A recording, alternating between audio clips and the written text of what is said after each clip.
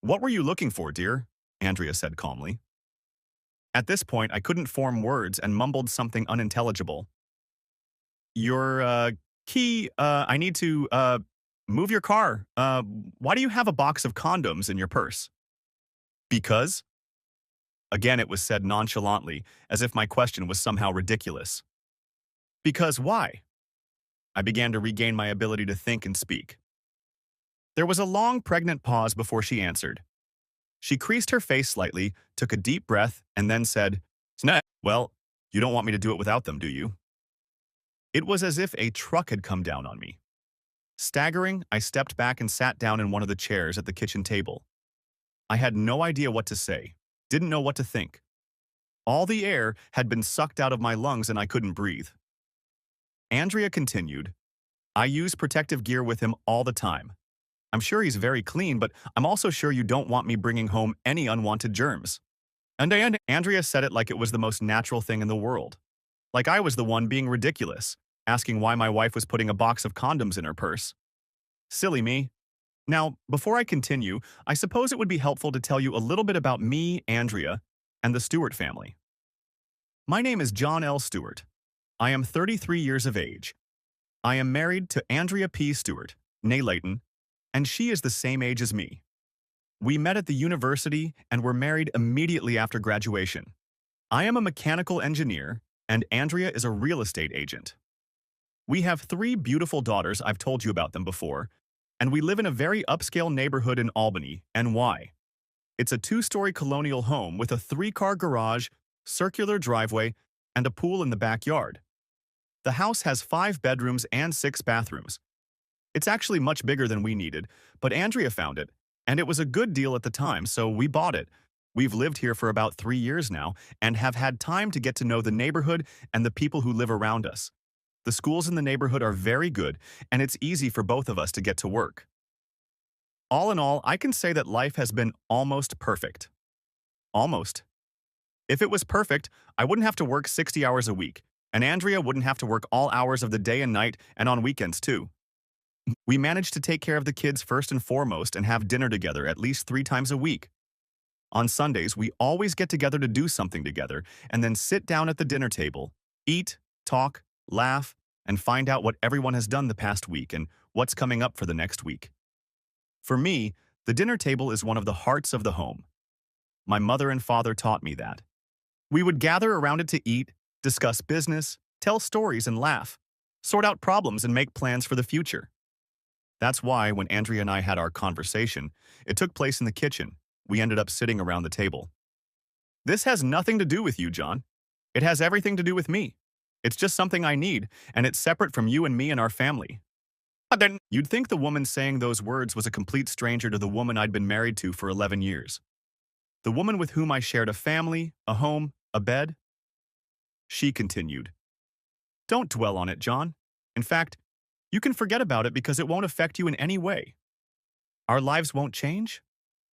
Our family hasn't changed. It hasn't affected you in any way. And believe me, honey, it won't affect you in the future either." I took a big breath because I realized I wasn't breathing. Really? Are you serious? I'm supposed to just forget about it? My wife is having fun with some other man and I'm supposed to just forget about it?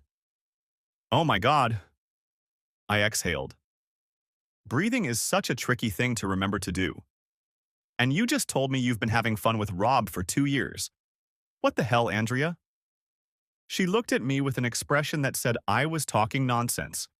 Honey, you've been very busy with your work and so have I, and the kids are at the stage where their lives demand a lot of our time, so this is just a little thing to take the edge off. She paused to let that bit of wisdom soak in. If you think about it rationally, our sex life is greatly diminished from what it was, but at this stage of life there's nothing we can do about it. She paused again. So what I do doesn't matter to us. It's selfish of me, yes, I admit that. But I get to scratch the itch and come home to you and our daughters and be a good wife and mother. My mouth dropped open as I listened to this nonsense. Wait, you're equating infidelity with being a better wife and mother? I turned my head slightly so I could hear her better. I couldn't believe what I was hearing from the woman I'd been married to for 11 years. Suddenly the room came into motion. and it was as if I was on a ride that was out of control. I fell from my chair to the floor, managing to catch myself with one hand, and then the contents of my stomach unceremoniously came into view. I threw up on the kitchen floor. A moment later, I staggered to my feet and made my way as quickly as I could to the bedroom bathroom to finish the job. I was on my knees trying to regain my composure when Andrea poked her head out from around the corner and pressed her face against the porcelain bowl entrance. "I'm sorry, sweetheart. I didn't plan for you to find out this way. I figured it would be better for you not to know. What good will come of it?" She watched me gasp again, then took a face cloth, wiped it under cold water, and handed it to me. I took it and wiped my face and mouth. Slowly, on very wobbly legs, I stood up. I could see the look on her face. She really looked worried. That was the most puzzling thing. That was what I couldn't understand. Who was this woman? What had she done to my wife? Where was the real Andrea? "Honey, I'll take the girls to school and see you after work. I'll make dinner, and then when the girls go to bed, we can have a drink and talk, okay?" Sweat was rolling off my face, and there was no way I could find the words that could in any way express what I wanted to say. I mean, Jesus Christ, I could hear the doors closing and her car starting, so I slowly got up off the bathroom floor, plopped down on the bed, and closed my eyes. I had to concentrate on not trying to throw up anymore. There was nothing left in my intestines to vomit out except maybe what was left of my shattered heart. The rest of the day passed like a blur. I remember calling my boss and telling him I was sick and couldn't make it to the office. I had a few things to reschedule, but nothing that couldn't wait a day or so. The house was quiet and I realized that Andrea and the girls had left. I looked at the clock and realized it was 10 o'clock. I undressed and stood under the hot shower for ages. Maybe half an hour, but my ability to tell time was somehow impaired. I dressed in jeans and a shirt and returned to the kitchen. My earlier endeavors had already been cleaned up. The window was open, and the smell was almost gone. I sat down at the table and stared at him, hoping he would give me some great revelation about what the hell had happened this morning. I started formulating questions. So many things I needed to know, but what I really wanted to do was rewind time. Make the day better by not discovering a box of condoms in my wife's purse. Maybe she was right. Maybe it was better that I didn't know. But now I do know. And she was the one who told me. I felt dizzy again and had to lie down later that day. After trying to lie down and regain some semblance of ability to think, I got up and went back to the kitchen, to the scene of the crime, so to speak. I poured a large glass of ice water, grabbed a notepad and pen. I took 3 extra-strength Tylenol pills and chugged the water, starting to take notes. I'm an engineer and we take notes on everything, at least the important stuff. I was having a hard time concentrating on the damn paper. I started taking notes, but it was incomprehensible gibberish. I tore out the page, rolled it up, and threw it in the corner. I started many paragraphs, but always came back to the main one. What the hell happened to my marriage? I got up, put the notebook aside, and decided that I needed to go outside, get some fresh air, and maybe that would help me clear my head and figure out what to do. I walked for almost 2 hours to the point where I felt faint. I realized that what little I had tried to eat at breakfast had disappeared too suddenly, and I had only had a glass of water since then. I stopped at a diner and managed to stuff myself with a bacon, tomato, and lettuce sandwich, washing it down with a Diet Coke. The food made me feel a little better, and on the way home I did figure out what I wanted to talk to Andrea about. I wanted to know why she had replaced me with her lover and what her plans were for the future. If she was leaving me, I was pretty sure it was going to happen without my daughters. I was determined that they would not be victims here, and that I would fight for them with everything I had. Just because their mother couldn't hold back around men is no reason for my children or me to suffer unnecessarily. I love my wife, at least I used to. I'm not so sure of that now. Where did things go wrong? I've been thinking about the fact that apparently I'm not a good enough husband for her. If that was the case, why was she looking for love with other men? Did she really intend to leave me? Did she intend to take my children? Was the box of condoms in her purse a slip on her part to keep her secret? Or was it an opportunity to put everything out in the open and then make her moves? God, this is driving me crazy. Andrea, I made sure to get home early. I wanted to make a nice dinner and spend time after dinner with the girls and John, family time, all together. When the girls and I arrived, John wasn't home, but his car was parked there. I thought maybe he had gone for a run to think about what we had talked about this morning. I tried to take it a little lightly and make a joke about it, but John wasn't laughing, and his reaction, come to think of it, was pretty normal. I mean, how do you react when your wife says she's having fun with some other man? I probably could have handled it better, but the fact that John had found condoms threw me off balance, and thus out of my feeble attempt at guffawing. I needed to take charge of the situation before things got out of hand and we ran into problems. When John came home, he was very quiet. He watched me like a hawk circling to pounce on prey.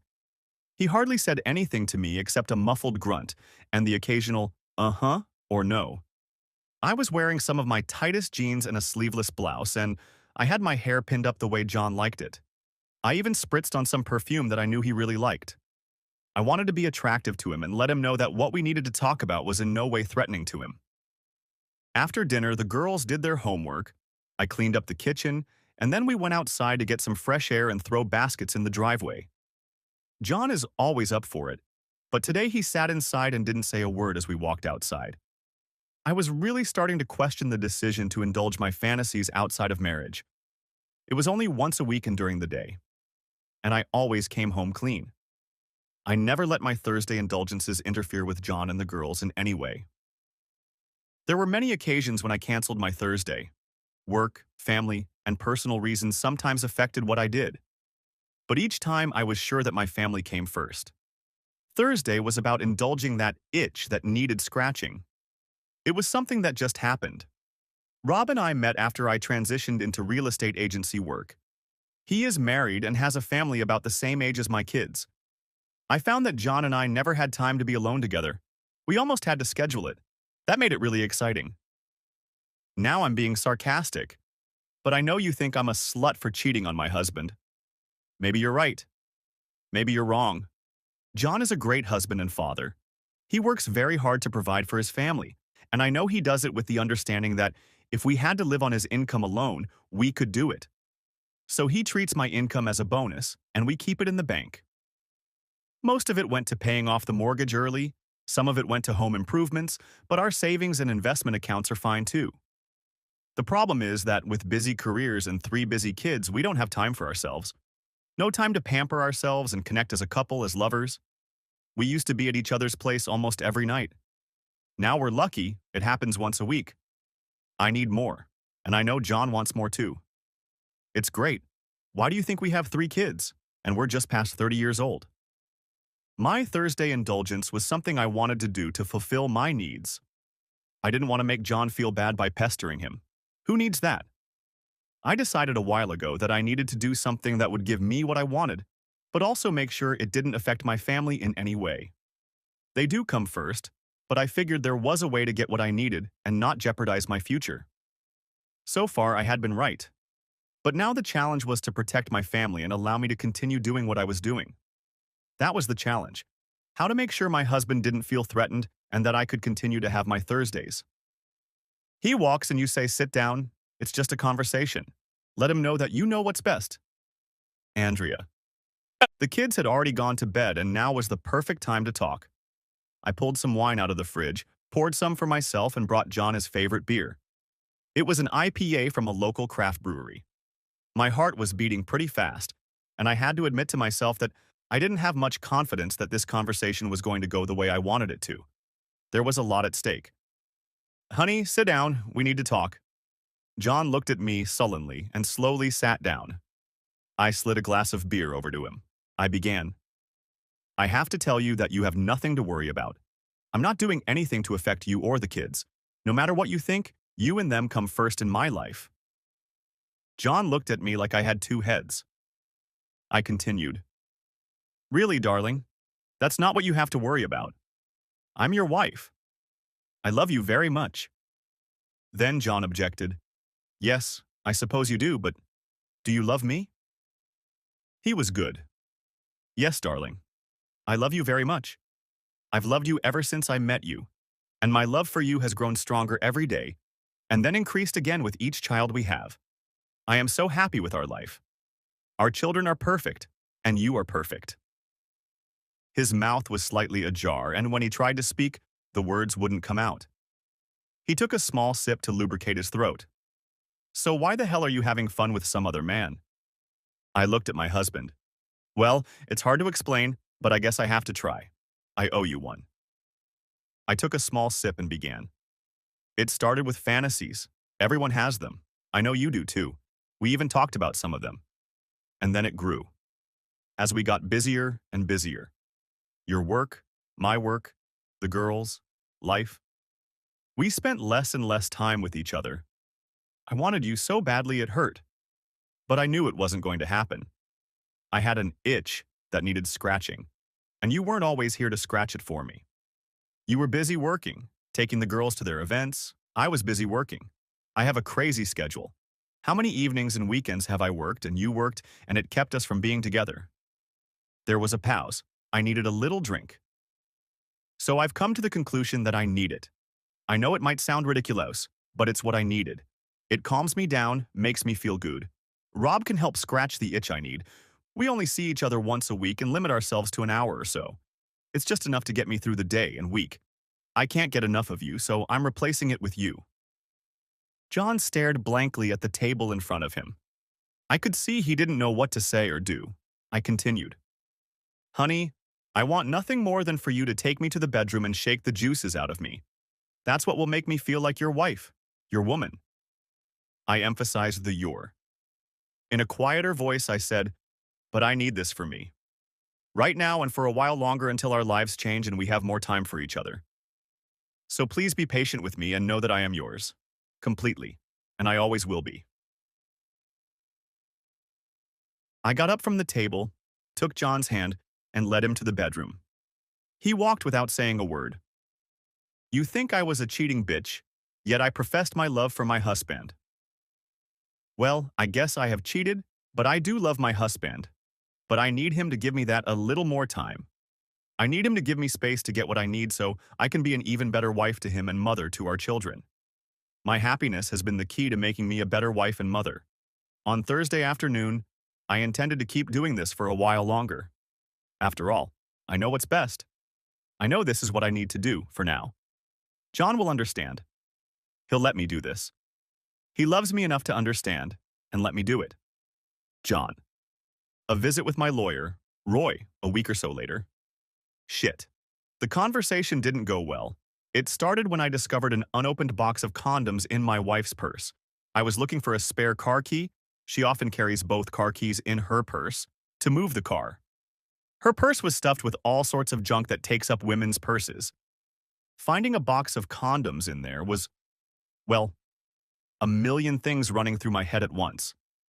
While I was looking at the box, Andrea appeared in the kitchen and simply took the box from my hands and put it back in her purse. Roy, I need your help. I continued to explain my situation in excruciatingly detailed detail. Roy nodded, made huck sounds at frequent intervals, and made notes in his yellow notepad. And when I was done, offered, well, John, what can I say? This is a rather unusual story. I work as a divorce attorney and I hear a lot of tragic stories, but this is certainly a new twist. Is $300 an hour what he's good at? I got right to the point. Jesus, Roy, what the hell can I do with this? He replied, what do you want to do with it? And there it was. What the hell am I going to do about my wife and her boyfriend? Then he got serious for a moment, then continued. First off, as your lawyer, I can tell you that my first piece of advice is, don't do anything stupid. Don't get into a fight with anyone and don't threaten them with physical violence. In New York State, the courts look down on that, and you'll end up in a jail cell. And we don't want that, do we? No, we certainly don't want that. A jail cell didn't solve any of my problems. I mean, I have to do something about it. I can't just let it go on. So, Roy, what are my options? Well, there are many things you can do, but I have to be honest with you, they all suck. I was stunned at such a frank admission coming from the mouth of a seasoned 50-year-old divorce attorney in a suit and vest. What are you talking about? Roy acquired an even more serious expression on his face, if such a thing is possible for a man like him who lives and breathes nasty divorce cases. Supposedly, he was the best in the neighborhood, and he wasn't cheap. But Roy wasn't being realistic. Given that I was only 34, had 3 daughters and a career that was growing and had excellent prospects, Now was not the time to blow it. So, Roy outlined the options available to me. His crash course in divorce was deeply depressing. In New York State, there are essentially 7 different grounds for divorce. He went on to list them. 1. Cruel and inhuman treatment. 2. Abandonment of the plaintiff by the defendant for 1 or more years. 3. The defendant's incarceration for 3 or more consecutive years after the marriage. 4. Defendants committing voluntary adultery with a person other than plaintiff after the marriage. 5. Separation pursuant to a decree or judgment of separation for 1 or more years after the entry of such decree or judgment. 6. Separation pursuant to a written separation agreement signed by the parties for 1 or more years after the agreement is signed. And 7. The relationship between husband and wife has irretrievably deteriorated for a period of at least 6 months, provided that one of the parties so states under oath. So what the hell was I supposed to do? Number 4. The adultery provision, on the face of it, was the number 1 solution to my little problem. Let's put a pencil mark next to that clause for now and look at the others. Living separate and apart for a year is probably the way to go. Let's put a pencil mark next to numbers 5 and 6 for now. Number 7 was one of the most common reasons in divorces in this state. Roy said he made a lot of money on it. Unless I do something stupid like beat the crap out of Rob or run away from my wife and family to a Caribbean island, there doesn't seem to be an easy solution to the cheating wife problem. Number 7 is the no-fault position, which is the way out for one or the other person when they don't want to stay in the marriage. But at first glance, it seems that number 4 on the list of reasons for divorce above is my top candidate, at least for now. But not so fast, Roy thinks. My boy, the real devil in all this is that you have 3 kids. I assume you want to be a full-time father, not a part-time one? I looked at Roy with a puzzled expression on my face that said, "What are you really saying?" "Well, of course I want to be a full-time father. That's my main reason for coming to you." Roy nodded sagely again and answered me with a nope. "What I'm saying, John, is that right now, after the divorce, all you're going to accomplish is to turn into a part-time father, living alone most of the time and without the financial resources you have now, unless, of course, you start earning a lot more than you are now."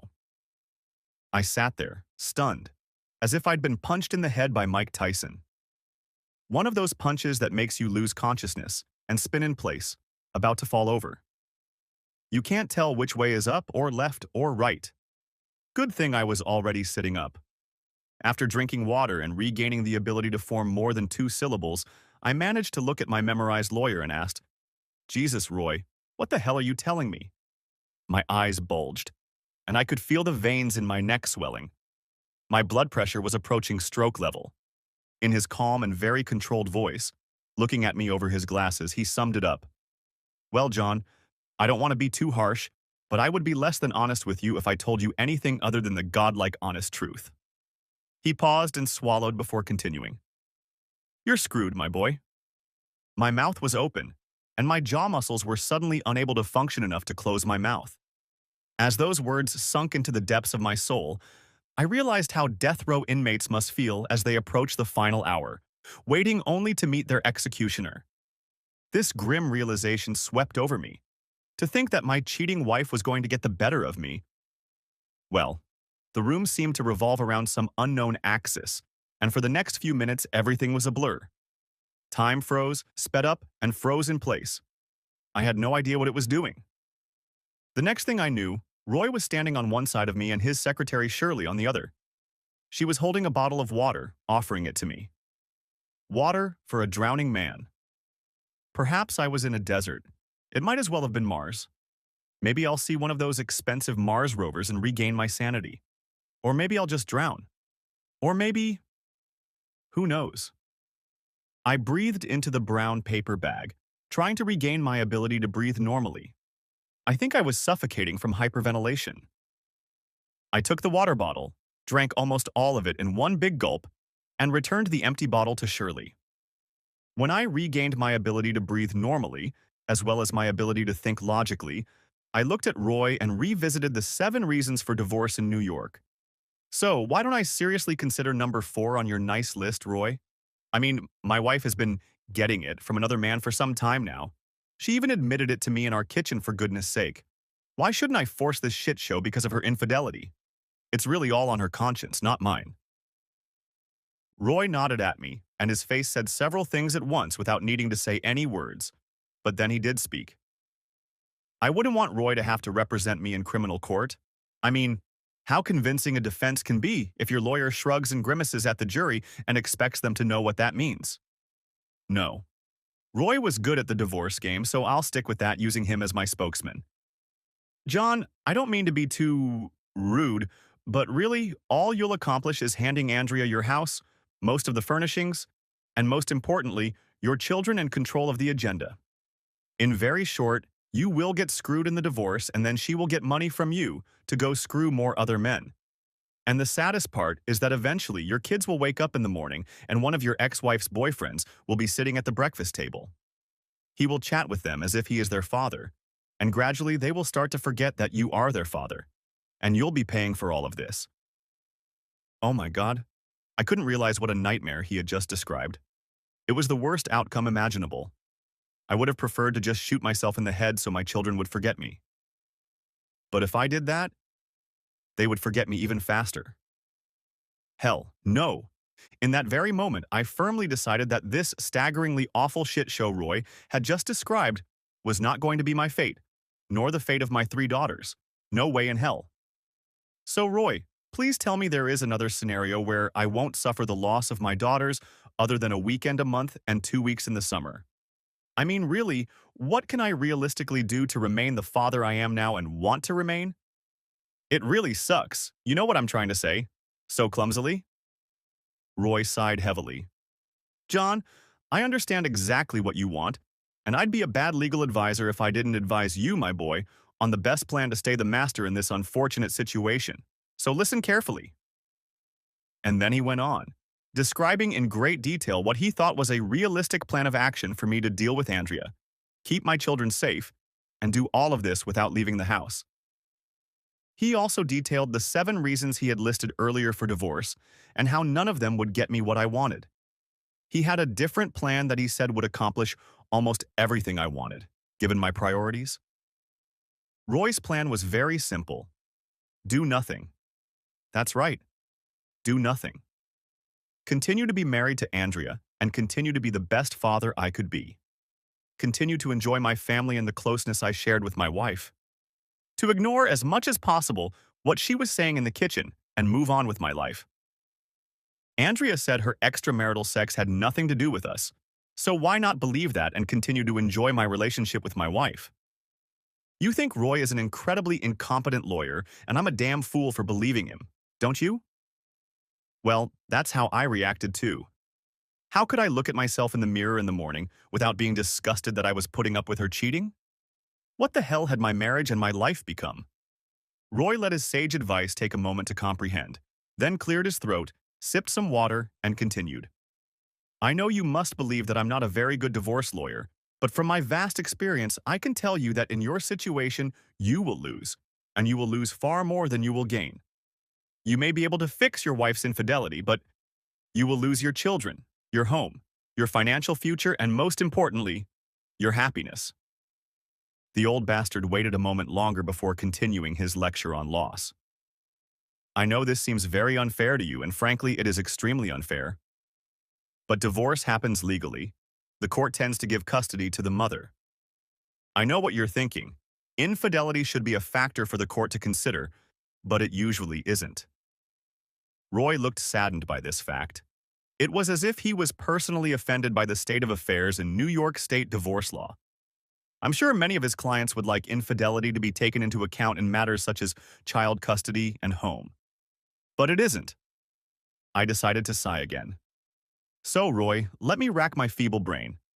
Andrea is divorcing other men for her own pleasure, and there's nothing I can do about it. And if I divorce her, she'll be laughing all the way home when she takes the kids away from me, our house, and will probably have to pay to maintain her lifestyle. I wasn't sure if I was questioning what I had just heard, or if I was summarizing it in some way that nicely brought it all together for easy understanding. In my small, lizard-like brain, I knew I was screwed. I had wasted 11 years of my life on a woman who must be laughing at me every day, at least every time she had fun with her boyfriend, Rob. What if I just kick her to the curb? After all, if I admitted to doing it with other women, she'd go ballistic and try to kick me out of the house. Why can't I try to do the same to her? Wouldn't the court treat me sympathetically in that case? Roy nodded his head sagely and replied, "Well, John, you can certainly try. I know it's been tried before, and I must report that on the whole it hasn't been a great success. You see, your wife, Andrea, will argue in court that your forcible removal of her from the house deprives her of her right to be with the children. She will try to argue that her custody rights have been denied unfairly, without good cause, and therefore she and her attorney will petition the court to regain custody of the children. The courts in New York State are firmly on the side of the mothers. Of course, there are requirements that a mother meet certain standards, and unless you have very clear evidence that Andrea is an unfit mother, I have to tell you that any attempt to deny her access to her home and children will likely be unsuccessful." Roy pondered this for a few moments before continuing. I sat still, my brain on edge. What the hell was I going to do? If I left, I would lose my kids, my house, most of my income and future. Also, Andrea could have fun with as many men as she wanted and do it in my house. Even when my kids are in the house. Shit. The other thing is, I can't make Andrea leave the house. All she has to do is hire a lawyer to go to a judge and get an order allowing her to return to the house. All that would do is make me the bad guy in the eyes of the court. Any judge, especially a female judge who is also a mother, would likely overlook the fact that I'm trying to deny Andrea access to the kids. No, that's not going to work. So what the hell am I supposed to do? I looked up and saw Roy's mouth moving, but I had no idea what he was saying. Eventually, I heard, John, do you understand what I'm telling you?" I shook my head. "I'm sorry, Roy, but I didn't hear what you just said." He looked at me with his stern but fatherly look, and I believe he repeated, "My advice, John, is to go home and forget that your wife told you about any extramarital affairs on her part. If you can't just put it out of your mind, then I suggest you see a marriage counselor and work out an agreement that best meets your needs. If a marriage counselor can't do the job, I may be able to help draw up a post-marital agreement that will suit both you and Andrea and allow both of you to stay in the house, and more importantly, with the children." That was it. Nothing to do. And if I can't live with doing nothing, make a written agreement that allows my wife to continue to have fun with other men. Because if I can't do one of those two things, the alternative will do no good for anyone, especially my kids and me. Jesus. I went back to my office, closed the door, and sat alone, drowning my sorrows in a bottle of ice water. I pondered Roy's memorized words and tried to imagine how I would live with this new thing. I took huge breaths and held them for a few seconds before letting them out. Andrea and I needed to talk. Again. I don't know when we'll do it, but we will. Maybe a few times. Week 1. Life in our house was almost as normal as it had always been. All 3 girls were busy with school, sports, and their individual activities. I didn't have time to reflect on the fact that the relationship between me and their mother had changed dramatically last week. My marriage was now different. It didn't have the feeling I'd had for the first 13 years. It was a new deal. I wasn't sure if Andrea thought things had changed for her when her desires and intentions became public. My 3 daughters, Laura, age 6, Matilda, age 8, and Diana, age 11, were unaware of the new dynamic between me and their mother. As far as they knew, life in the Stewart household had not changed, at least not yet. Andrea acted as if nothing had changed and nothing had been said between us. She greeted me at the door with a kiss on the lips and her usual warmth and concern. She asked me how my day at work was and shared what she herself was doing. She took care of the kids as usual. Sometimes she cooked and did some housework. It was all surprisingly normal. It was as if there was no revelation that once a week she had fun with another man for an afternoon. When she came home, she looked normal, smelled normal, acted normal. What the hell is this? Was I really dreaming this whole thing? Was I really just being an ignorant John? Week 2. Thursday night, Diane played soccer. Her team practices once a week, usually Thursday night at 7, and they have a game on Saturday morning at 10. It's a team for 10 and 11-year-olds. Laura and/or Matilda usually come to practice with me, and the whole family goes to the games. Right after the game, Matilda goes to ballet. I had gotten used to Andrea not going to practice. She had things to do at work and I didn't think about it anymore. But this Thursday was different. It was the time Andrea would spend with Rob, her lover of the past 2 years. They would hang out at his house usually in the afternoon or after work. They left work early, and spend an hour or two together. Andrea would take a shower before going home, and then she would say hello to the girls and talk about soccer and school and anything else the girls wanted to talk about. But now I knew. I knew that my wife was no longer my wife. She was now partially someone else's. She was dividing her life between her family and her lover, Rob. The realization of this was slowly creeping into my thinking brain. My rational brain was realizing that things had changed. The emotional brain was catching up with it. The emotional brain was searching for the vast gulf between Andrea, my loving wife and mother of my 3 children, and Andrea, the cheating whore who was having fun with another man and trying to make it seem like it was okay. I'd never met Rob, and I didn't really want to meet him. I was afraid I would lose control and do something stupid that would get me in trouble with the police and land me in jail. It would make my life a living hell. Not that it wasn't already. The words of my lawyer, Roy, kept coming back to me. Don't do anything stupid, John. Week 3. Every morning I went to work with a knot in my gut. I had to really concentrate on what I was doing at work. My boss, Ron Walton, noticed that I often didn't pay attention to what was going on around me. He is a really nice guy, and in many ways is a father figure and mentor to me. He invited me in for coffee, and in his very calm manner tried to get me to tell him what was bothering me. I practically dodged the question, but Ron wasn't going to put up with it so quickly. John, you haven't been yourself lately. Whatever it is, I have to be honest with you that it's starting to affect your work. You're making little mistakes you wouldn't normally make. Others manage to spot them before you screw up something serious, but damn it, you've got to get back in the game, bud. That was the way it was, plain and simple. I exhaled and looked at the cup of coffee in my hand. I'm sorry, Ron. I know I haven't been putting my best foot forward these past few weeks. I exhaled again. I have a personal problem I'm trying to deal with. I don't know what to do about it, and yes, it's affecting my work. I'm going to pull my head out of my ass and promise to get better. He looked at me with genuine concern. John, whatever it is, I'll do my best to help. All you have to do is ask. Okay, if you need time to work on it, just say the word, and it's yours. You're a good guy, and I want you to be part of the team, so if you need anything from me, just name it. He got up to leave and put his hand on my shoulder. I mean it, whatever you need. He left me to think for a while. I knew that Andrea and her revelations about her extramarital relationship with her lover had affected me to the point where I was having trouble sleeping, concentrating on work, and just functioning. I might not be able to get her to end the affair, but I had to do something for myself. I had to keep my sanity and focus on what was important. I kept thinking about my 3 daughters. I went back to Roy. I asked him to start working on the post-nuptial agreement he and the marriage counselor had been talking about. What did I have to lose? Week 4. Today is Tuesday, and I got home around 6 o'clock. Andrea was home, and I figured today would be a good time to talk to her. The kids were doing their homework at the dining room table, and Andrea was in the kitchen making something to eat. She is a good cook and tries to make sure we all eat sensibly. Today was meatloaf, mashed potatoes, and green peas.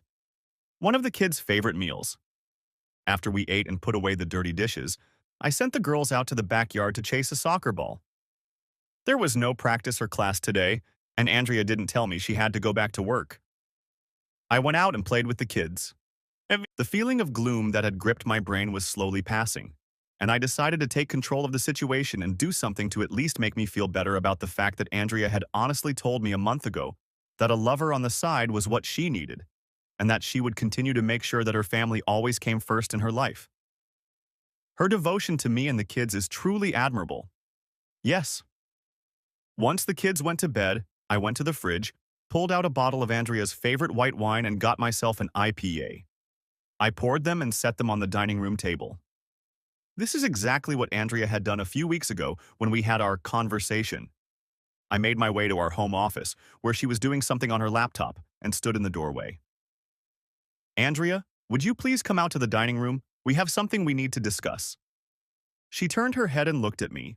I turned and walked away. A minute later, she came out and I was already sitting at the table. When she sat down, she looked a little pale, and I slid the wine glass over to her. You might want this. Andrea took the glass and took a small sip. What do you want to talk about, sweetheart? I took a small sip of my beer and began. A few weeks ago, you surprised the hell out of me by admitting that you were having fun with another man. Since then, you've told me that you intend to continue. I have to be brutally honest with you and tell you that I still can't get the idea of sharing you with another man off my mind. You don't share me with anyone, John. I'm your wife, and you're my husband. That's all there is to it. What I do once a week with Rob is strictly outside of our marriage. It's purely recreational. It's no different than you playing racquetball with someone other than me. She took another sip. I realize you look at it that way, but I look at it differently. For me, it's about intimacy, which I think should only be between you and me. She started to say something, but I held up my hand to stop her. Let me finish, please. She took another sip. I went to 2 different people to get them to help me deal with this problem, and I have to tell you that a big part of me wishes you had never told me you were having fun with this guy. You mean Rob? Yeah, him? Are there other men? I've never asked you that. Do you have more than one boyfriend? No, honey, he's the only one. Were there others before him? No, darling. I looked at the large gray envelope on the table that held the document Roy had prepared. I took a big gulp and exhaled, mentally marking that I needed to have my children's DNA tested to find out if I was really their father. Who knows? Maybe she was lying to me. What's in the envelope, honey? I went to see my lawyer, Roy. You know him. The expression on Andrea's face immediately became very serious, and she turned even more pale. I went to him and to a marriage counselor. Both of them recommended some kind of written agreement between us that would give us both some kind of guardrail for our marriage. The marriage counselor told me that more and more couples are using these kinds of agreements to bring out many things that remain unspoken between them. When I first started reading about it, I was shocked at how specific this kind of thing can be. It says a lot of things that we don't really talk about. I sipped another beer. I wasn't sure a relationship agreement was what we needed, and I wasn't at all sure Andrea would go for it either. But honestly, I didn't know what else to do other than stick my head in the proverbial sand and ignore everything she was doing. But could I really do that? Could I just ignore what she was doing with another man? I knew that eventually it would fester and eat away at me to the point where I would just lose my temper and do something stupid, like try to kick her out on the street or hurt her and him in some way. I let Roy and the marriage counselor convince me that using this relationship agreement as a tool to make Andrea understand the impact her behavior was having on our marriage would give her a reason to reconsider her desires. Will she decide to end her affair or leave me and the children? A third course of action for her would be to accept the arrangement and continue to exist as she has been. If she wanted to choose the third option, it would have more serious consequences, which she would see later. This relationship agreement unfortunately provides for a third party in the relationship. For Andrea, it allows her to have her boyfriend Rob over on a regular basis, but it also requires her to be honest with me and tell me about her actions. I have to agree that I will not be nervous or do anything that will interfere with her and him. The flip side of that agreement is that I can do the same thing. What we both do has consequences, and this is one of them. So, I had a marriage counselor draft this document, and then had Roy review it to make sure it was fair for both of us. Andrea looked at me, then at the envelope, and then took a sip of wine. Her eyes widened a little, and her expression was surprised. I continued. Since you've told me that you need more than I can give you, I'm concerned about our family situation. I want to make sure that the girls will be at the forefront of our thoughts in the decisions we make as individuals and as a couple. They deserve it, and they are my top priority, regardless of what else is going on with us. Andrea took another sip. John, you're scaring me a little. Is this your way of saying you want a divorce? Oh no, quite the opposite, dear. I want us to stay married. I don't want to lose you. I love you very much and I want to continue to love you. I just want to make sure the girls are protected no matter what we do. I paused. Not because of any dramatic need, but to get a drink. I needed it to keep going. I know things are a little different for you, but if you agree, I want this agreement for both of us to set some rules. Fences, if you will.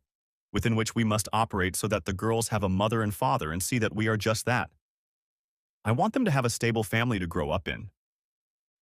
The expression on Andrea's face brightened a little. I was a little worried that you were telling me you wanted a divorce.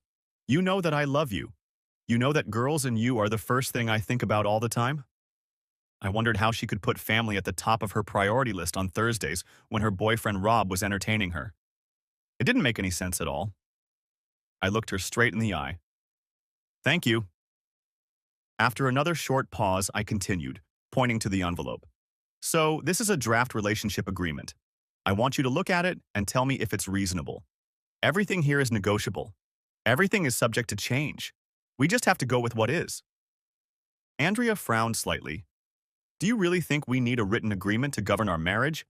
We've gotten along just fine without one for the last 11 years and 3 children. I looked at my wife with square eyes.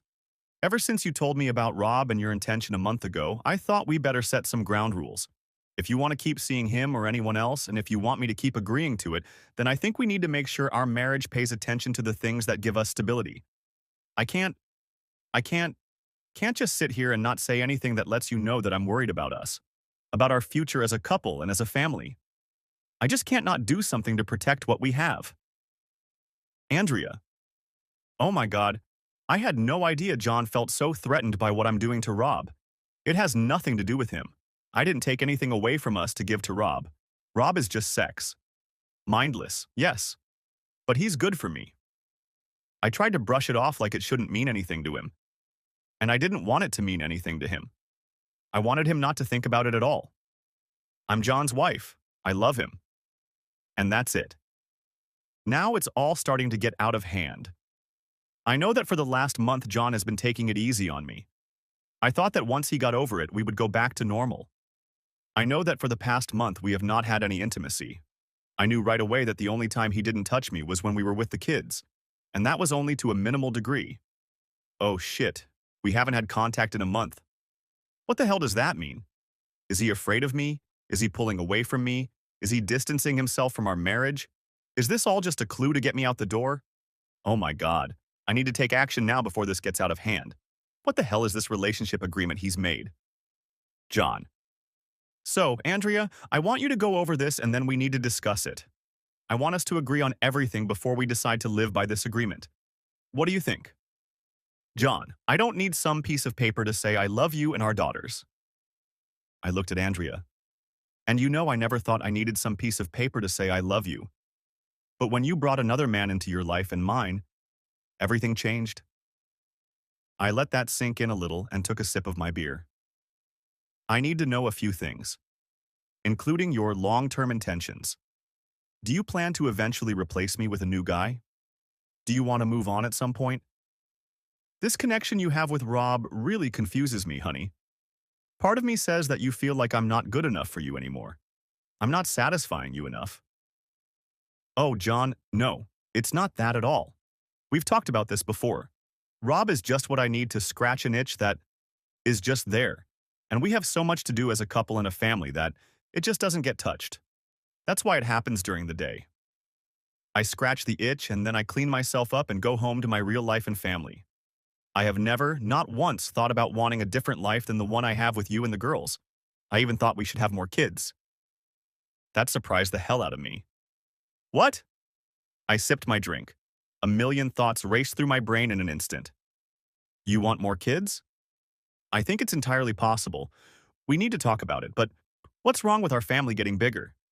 You and I love children. Our daughters are the center of our lives. Have you ever thought about a son? This statement from Andrea that we should have a 4th child took me by surprise. I mean, when are she, going to find time to have another child? She was already very busy with her real estate agent job, and then there are 3 kids. How is she going to handle being pregnant? Wait, is that her way of saying she's already pregnant? Shit. Was Rob, who scratched his teeth on Thursday afternoons, the father? When do you want to have a baby? We can start any time. Hell, as soon as now. Let's go. Andrea set her wine glass aside, took my hand, and pulled me toward our bedroom. Today wasn't Thursday, so I wouldn't have to carve out a few seconds. Next day.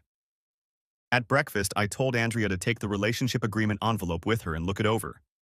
I still had a few things I wanted to sort out before she went on with her Thursday activities.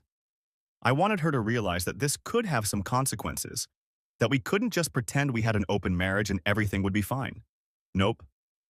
Relationship agreement. This document is the relationship agreement between Andrea Stewart and John Stewart. It goes into effect on the date they mutually sign it and sets the tone of their marriage and relationship between them.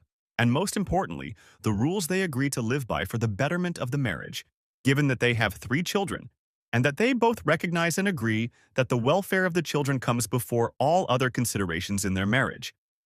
Both Andrea and John agree that the result of any breach of this agreement will not necessarily result in the termination of their marriage and relationship, but will mean that this agreement must be renegotiated and some action taken to correct their individual behavior, or they will both agree to modify this agreement. The items in this agreement are not necessarily in order of importance and do not include everything that makes up the relationship or marriage, but are listed to call attention to them and give them some importance to the relationship.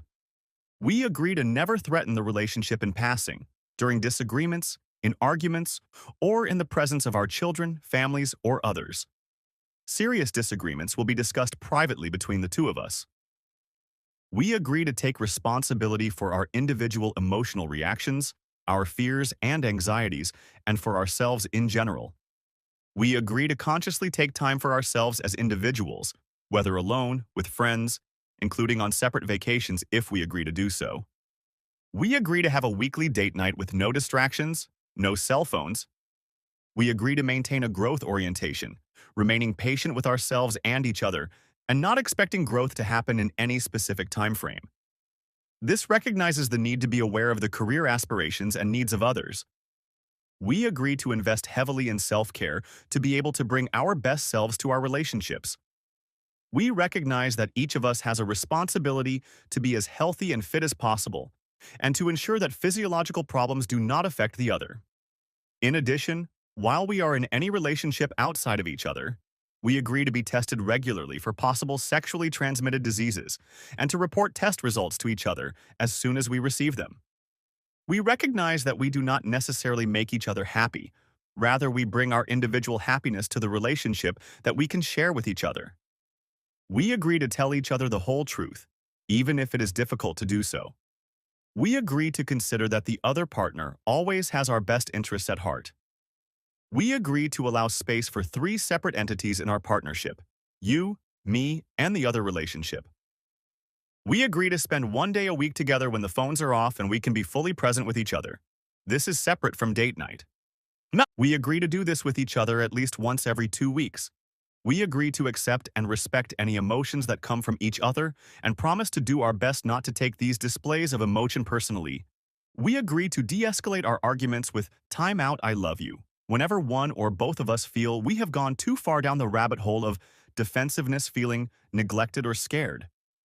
We agree to love and cherish every emotional breakthrough we have and honor every tear that needs to be worked through in the safe space of our relationship. We agree to keep all of our birthday, anniversary, and holiday gifts under $200. And we agree to do our best to fulfill, to the best of our ability, all of the intentions set forth in this agreement, and will be patient and loving with ourselves and each other when we inevitably stumble. This agreement is an expression of intentions and commitments to each other. It is not all-inclusive and is subject to change through discussion and agreement between Andrea and John. This relationship agreement does not limit our commitment to each other. Our signatures below confirm our intentions and commitments. John Stewart. Andrea Stewart. Week 5. Andrea. This relationship agreement was a stupid idea. I don't know why John listened to the lawyer and the marriage counselor. Neither of them knew me. I had met old Roy once, but I had never met a marriage counselor. She was a woman, and apparently she thought I could be cornered with this document she helped draft. I didn't need some agreement to help me manage my marriage to John. John was mine, and I was his, plain and simple. We have children, and we are a family, plain and simple. We stay together, plain and simple. And I'll sit with John this weekend and we can talk about it. I'm not living under some ridiculous written agreement that will tell me what I can and can't do. Week 6. John. On Sunday, Andrea made a frontal attack and refused to sign the relationship agreement I had given her to look at 2 weeks ago. We talked about it, and I asked her to make any changes she felt were necessary. I told her I wanted it to be something that reminded us of our responsibilities in marriage. Also, if we are going to involve other people in our lives, we need to be very clear about what is acceptable and what is not. Andrea finally realized this. She realized that being able to have fun outside of marriage was a two-way street. If she could do it, so could I. Week 10. John. Work and life are slowly killing me. I have very little time to do anything for myself. I need to get out for a run and blow off some steam. My stress level is slowly rising, and I need to do something to get it under control. My home life has been tepid, to say the least. My attempt to get Andrea to agree to a relationship agreement started slowly. Eventually, after some back and forth between us, she, grudgingly, came to an agreement. It was significantly shortened from the original document that Roy had drafted for me. The agreement stated that in our marriage, we would each be able to have extramarital affairs, as long as they did not interfere with the marriage and our family. There was to be no emotional aspects or romantic relationships. If that were to happen, it would mean the end of the marriage, and then the real struggle would begin. I calmly went back to Roy, informed him of the new agreement, and asked him to put together a contingency plan in case the marriage fell apart, so I could fight for custody of the girls. He is in the process of doing just that now. Week 12. Andrea. My Thursday itch-scratching sessions are still going on, and I plan to continue them for a while longer. John and I are starting to have fun again. We had a break for about 3 months. It was a terrible time. I actually need my husband more than he realizes. He thinks I don't love him, but I do. He loves me. I know it. That's why he went to all the trouble to visit a lawyer and marriage counselor to draw up this ridiculous relationship agreement. I guess he could try to force me out of the house, but he knows that would only hurt the girls and cause a bunch of problems. No, I don't have to worry about that. What I do have to worry about, though, is making sure my husband is well aware of how much I love him. John is wonderful. He's a great husband and a great father. What more do I need? Besides, my Thursdays are taking care of all the worries of our lives, so far things are going well. Week 16. John. I decided a while back that I needed to do something fun for myself, separate from my family. I ran a lot at university and for a while after, but then life and family got in the way. I decided I wanted to try my hand at kayaking and cycling. I did some research and found some local clubs that held meetings and had a good database of lakes, rivers, and trails. I bought a Trek mountain bike and a 13-foot-long sit-on-top kayak. It has both a handlebar and skeg to give it stability and maneuverability.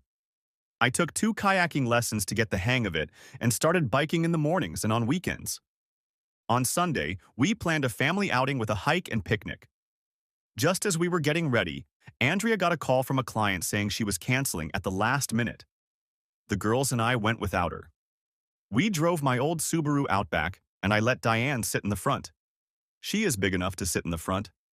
She is so mature for her age. We walked for about 3 hours to get to the lookout on the mountain.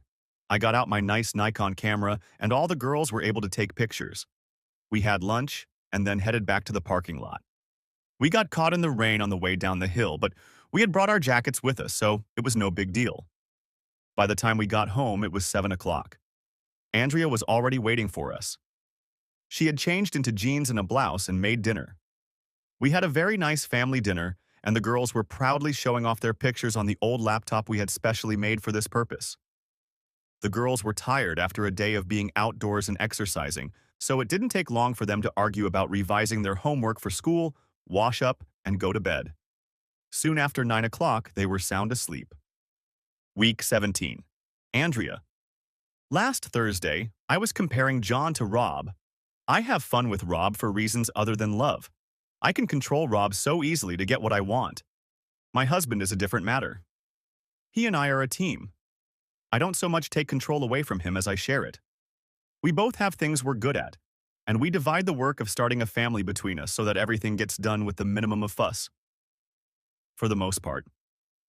We're not perfect, no matter how you slice it, but we do all the important things we should do first and then plan the fun stuff later. Sometimes the simple facts of life get in our way and there isn't as much fun as we'd like. A side relationship with Rob fixes an itch that John can't fix. And when that night comes during the week, who has the strength? Damn it. So I need Rob. Thursdays, I come home happy and greet my husband and kids with a smile on my face. Thursdays give me a boost of energy for the week. Then I get back to the reality of life, family, work, and other things that need to be done. I can't wait for the weekend when John and I can have some fun. Week 22. John. My cycling group is organizing a weekend ride. The ride starts about an hour out of town and follows several trails and roads outside of town. I plan to go and have already signed up. They will have dinner Saturday night and a big meetup afterward. Probably a lot of people will have a beer or two. I've been trying to stay away from alcohol for the last few months, both to cut down on extra calories and to keep my emotions in check. When you are angry or upset, alcohol is not your friend. So it's best to stay away from it and keep your composure. Overall, my fitness level has increased significantly. I still run almost every day, and adding biking has really increased my leg strength. I noticed that my pants were getting tighter than they used to, so I purchased several new pairs of pants designed for a more athletic build. There are about 100 people signed up for the bike ride this weekend, so it should be a great time.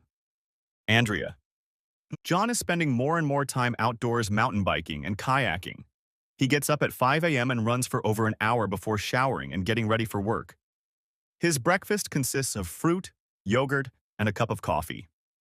I walk the kids to the school bus stop and then head to work.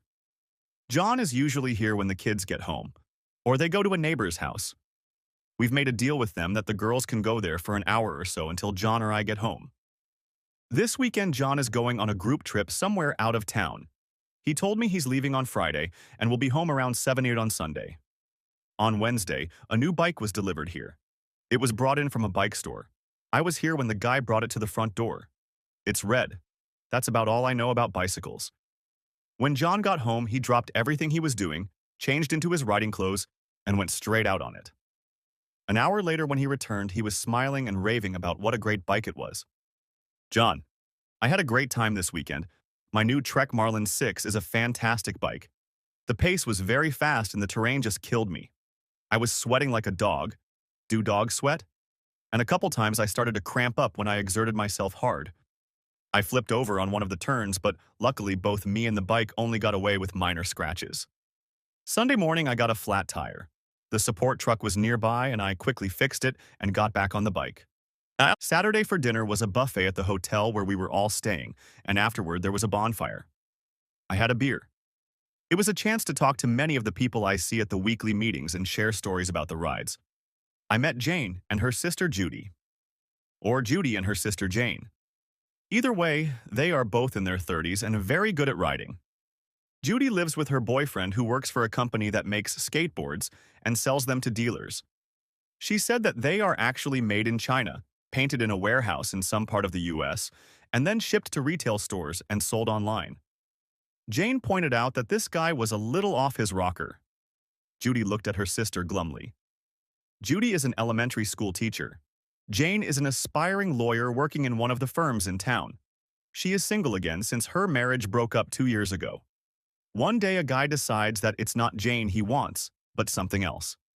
She didn't say anything of the sort, but if I understand correctly, she made a mistake marrying him, and the divorce is to correct the mistake. Aren't all divorces about righting a wrong? Anyway, I enjoyed the weekend, especially getting to know Jane and Judy, especially Jane. Week 25. John. Now that fall is almost here. It is getting cooler at night. The kids are going back to school. My work is filling up with new projects. I discovered that the law firm my company uses is the same one Jane works for. Her full name is Jane Francis. I also learned that she is doing a rotation in contract law.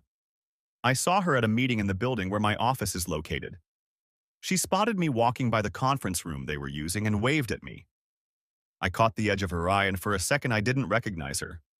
She looked completely different in a light brown business suit with her hair gathered in a bun, as opposed to a biker suit and her hair gathered in a ponytail. She had light makeup on her face, and I was immediately struck by how gorgeous she looked. She cleaned up really well. I wrote a short note. If you have time, I am in the office on the 4th floor. just ask for me, and can treat you to a delicious lunch, a sandwich and coffee from the 4-star coffee shop downstairs. I also wrote my work phone number on the note. As quietly as possible, I opened the conference room door, walked in, and placed the note in front of Jane. She looked at me over her shoulder and I left without interrupting the meeting. An hour or so later, I heard a knock on the open door, and there she stood. So, I heard from a reliable source, she waved a note, that a girl can get a sandwich and something to wash it down with nearby. I stood up, grabbed my jacket, and smiling said, "The tuna sandwich is especially good, and if you don't like tuna, they have egg salad, which is just great." On the way to the deli, I complimented Jane on the fact that she looked different than usual when I see her in her cycling clothes. Lunch was spent chatting with 2 cyclists I know. A couple of people I work with stopped by for food, and I noticed them peering at us to see if anything was going on. I was sorry to disappoint them. Week 27. The cycling club held their last event of the year. It was a 100-mile one-day race. It was mostly roads, but about 15 miles was off-road. Most of the roads were dirt, so with those conditions and off-road, you were guaranteed to finish with several pounds of mud stuck to you and your bike. I came off the course 4 times, so along with the mud, I had to deal with a few scrapes and abrasions. Nothing sanitizes open wounds like mud. The bike behaved very well and never once had a flat tire. I made a mental note to look for a more competitive bike next year. It might be lighter, but lighter means more expensive, and I'm not ready to spend the price of a small car on a mountain bike just yet. There was a crew at the finish line with hoses to rinse the water off the bikes and the cyclists, so I managed to get most of the mud off me. Jane finished right after me, and we shared stories about the challenging ride. She had gone off the course several times and had gotten a lot of scrapes. Her sister Judy finished ahead of us and was already celebrating her place in the top 20. It was already cold and we all wrapped ourselves in foil blankets to keep warm. There were several vans parked there. Many racers had vans, and knowing what to expect from this event, they brought them to clean up afterward before the trip home. And Jane pulled me by the hand toward one of the larger vans. "Did you bring a change of clothes?" Yeah. I looked toward my car. "Well, go get your stuff." I walked over to my car, pulled out my bag, and put my bike on the rack. I didn't even bother locking it, as it was one of the cheapest bikes out there and it was unlikely anyone would take it. I've realized over the past few months that true cycling fanatics spend thousands of dollars on expensive bikes without blinking an eye. Some of these people would rather go without food than lose a top-of-the-line bike. And they were about the same age as us and offered to let us come into their van and wash up. They told us that the water tank was almost full, so go ahead and take a shower. When we got inside, it was warm. We took off our shoes and socks and I looked around, thinking it was really nice. Jane walked to the back of the van and opened the door to the bathroom. As I pulled out clean clothes, she said, "Come here, John." It just so happened that we bathed together to save water. Later, we quickly gathered our dirty clothes and went outside to the smirking looks of the couple who owned the van. The look he gave me said it all. "You're lucky," and "what the hell," all combined into one knowing look. What he actually said was, "I hope you enjoyed the shower." I just nodded and replied, "Thank you very much." It was announced that there was going to be an informal meeting for food at a pub nearby, and that anyone who could was welcome to join. I looked at Jane, and she looked at me and said, "We'll be there." After making sure all my gear was secured and stowed, I got in the car thinking to myself, what the hell just happened? I exhaled and realized that I had just had fun with one of the few women in my life that I was truly mesmerized by. Andrea was the original, but in the heat of the moment with Jane, I hadn't given her much thought. I reached the pub and walked inside. The place was already starting to fill up with people, and they were loudly exchanging war stories about their trip today. The stories of falls were laughed at the most as people showed off their, in some cases still bleeding, arms, legs, and faces. My cell phone was off, so I decided to turn it on and send Andrea a text to let her know I had stopped to eat before heading home. I would most likely be back pretty late, and for her to put the kids to bed and not wait for me. She replied good, and asked how I did in the race. I told her I finished the race and sent her a picture of the scratch on my leg. In response, she sent the unhappy face emoji and said, "Ride safe." After eating and drinking 2 Cokes, I decided it was time to hit the road. Nearby was Jane, who looked around and realized Judy had left her. She asked if I could give her a ride home. On the way, Jane wanted to know more about Andrea. I didn't know where her questions would lead at that point, but I also realized I had little to lose by talking about my life. We got to talking. We both talked about our lives. I told her about my 3 daughters, about how they were the most important things in my life, but I also told her that last year I realized that my life was passing me by and that I needed to do something for myself. That's why I took up bicycling and kayaking. I needed to get outside, work up a 7th sweat doing something other than yard work, and challenge myself. I avoided talking about Andrea as much as possible. The last thing I wanted to talk about was my wife being entertained by some other guy on Thursday afternoons. Pulling up to Jane's house, I got out of the car and took her bike off the rack. She grabbed her bag from the back seat and stood looking at me. "Do you want to come in?" I knew what would happen if I went in. In that second, I wanted it more than anything in the world. After what seemed like an hour but was only a few seconds, I nodded yes. Without turning her head, she pointed to the right and said, "Park over there." Week 34. Andrea. My Thursday classes continue. I am really enjoying the couple hours I spend with Rob. I try my best not to let my indulgence with him affect the rest of my life. I try to be a good mother and a good wife. I love my children, and I love my husband.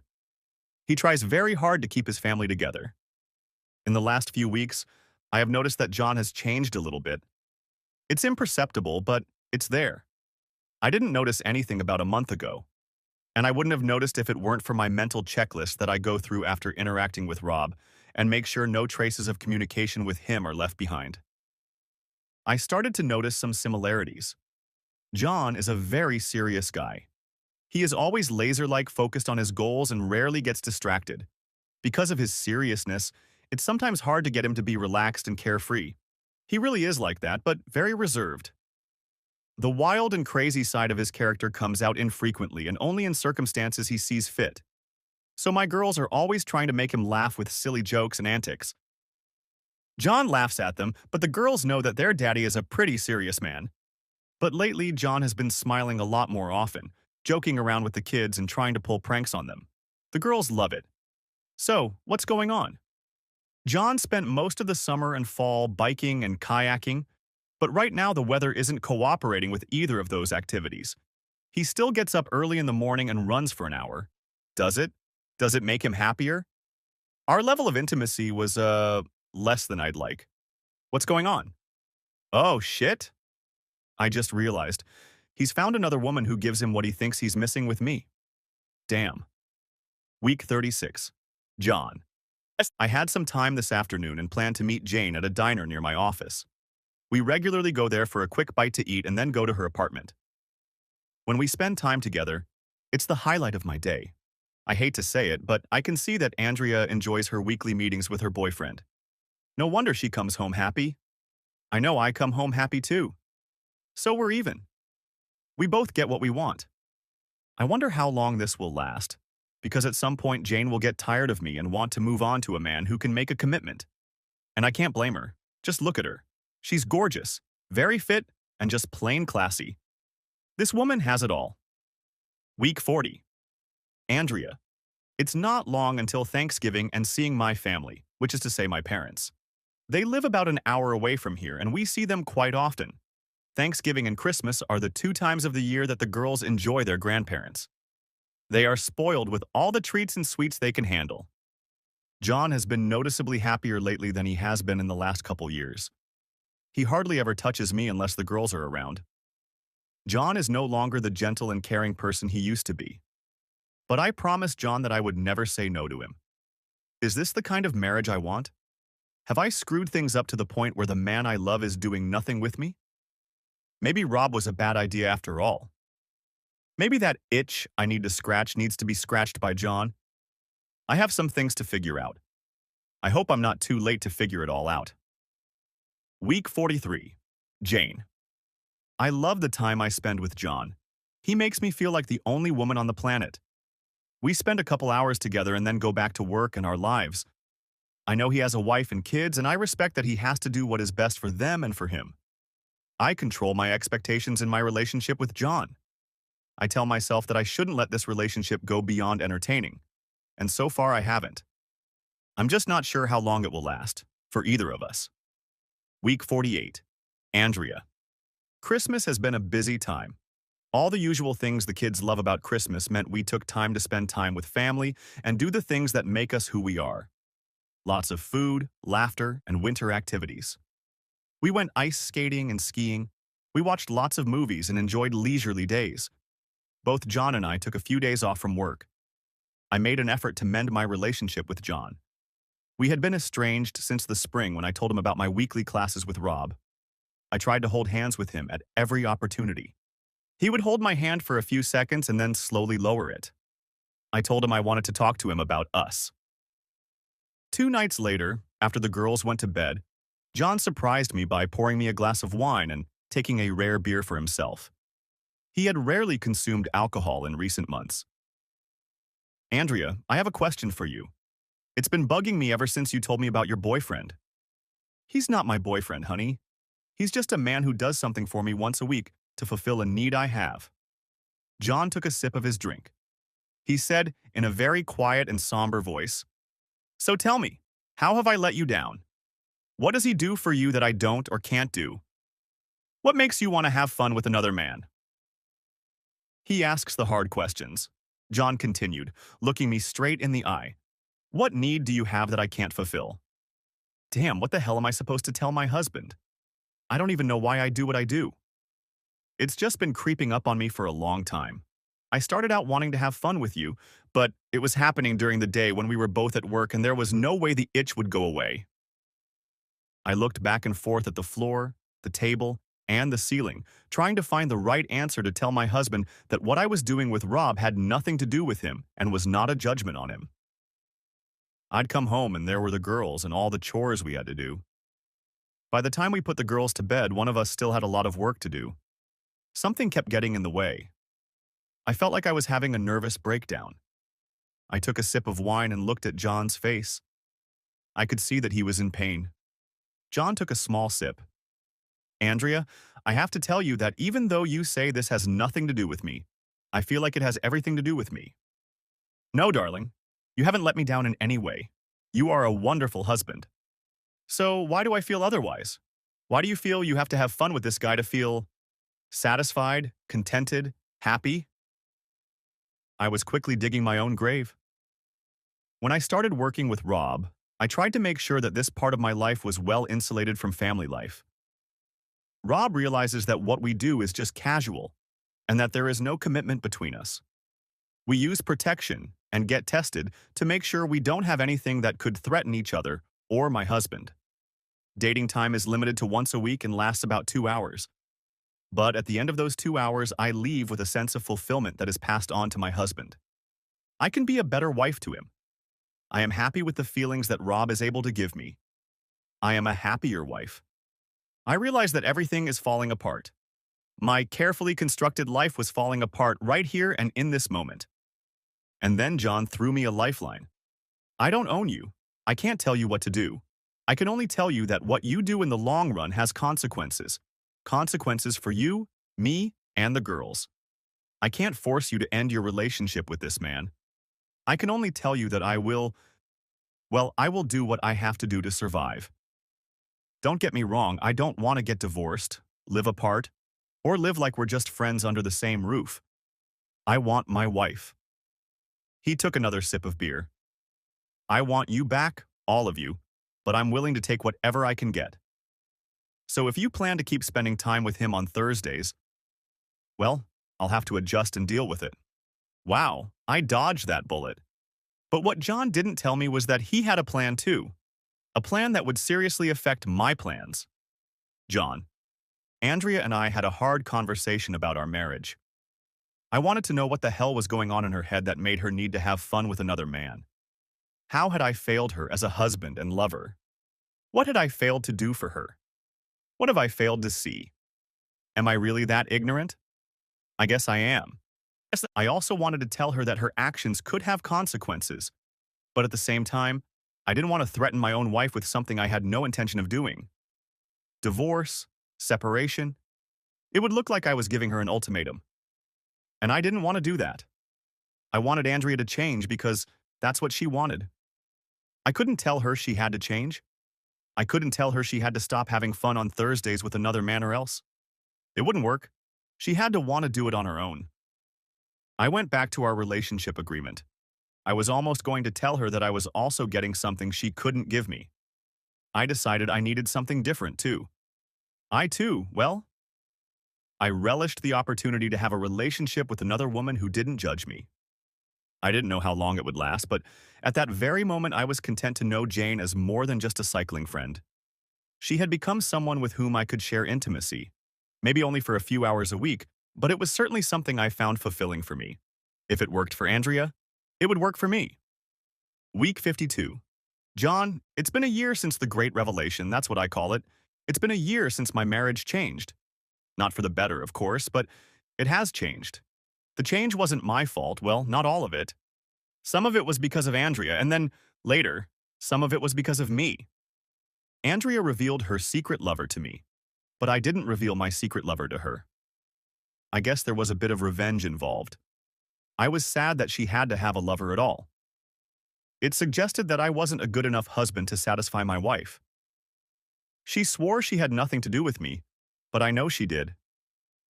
She may be trying to save my feelings, but really she's just avoiding the consequences. It took a few months and the advice of several other people for me to realize that for my own survival, I needed to make some changes in my personal life. This was separate from Andrea and the girls. I started doing some things just for myself. I still had all the family obligations and that didn't change, but I started making time for things that made me feel good about myself. I bought a mountain bike and joined a cycling club. I bought a kayak and started taking kayaking and whitewater paddling lessons. I started running more. I lost a few pounds off my average weight and built muscle in my legs and upper body. I even considered taking up boxing as a way to de-stress, but I decided I would start with running and biking and work my way up. And it worked. I also met a man who was also into cycling and we became friends. We developed a relationship that I would call friends of interest. We see each other at bike meets almost every week in nice weather, and on another day of the week we get together for lunch and stop by her condo for a couple hours. She has helped me deal with Andrea in ways I can't even explain. Andrea says her Thursday nights with her lover make her a better wife. Well, my time with Jane makes me a better man. I'm still not sure that makes me a better husband. I think of it as, what's good for the goose is good for the gander, or what has been a popular phrase this year, quid pro quo. Yeah, that's it. Jane. Hi. I have to tell you that a year or so ago, I would never have thought I would be in any kind of relationship with a married man. I mean, only incredibly stupid women get involved with married men. Women who are looking for trouble of the worst kind. We've all heard stories of women who have affairs with married men and then dump them when the woman gets too serious and expects the man to leave his wife. Really, would anyone with a brain expect that to happen? Sometimes they do, but it's rare. So the best policy for single women is to avoid married men. But it doesn't always happen that way. Every once in a while, one of them slips through your defenses and before you know it, you find yourself in a relationship with him. You think, damn, how did that happen? But then you continue the relationship. But you set boundaries for yourself. You try to think like an adult and tell yourself that you won't let him go down that road where you think he's something more. Friends with benefits. It's the order of the day these days. But after a while, when you get comfortable with him and start giving him nicknames like honey, sweetie, darling, love, cutie, babe, and a host of other names your imagination can come up with, you become reckless with your emotions. You start thinking about longer timelines and what-ifs.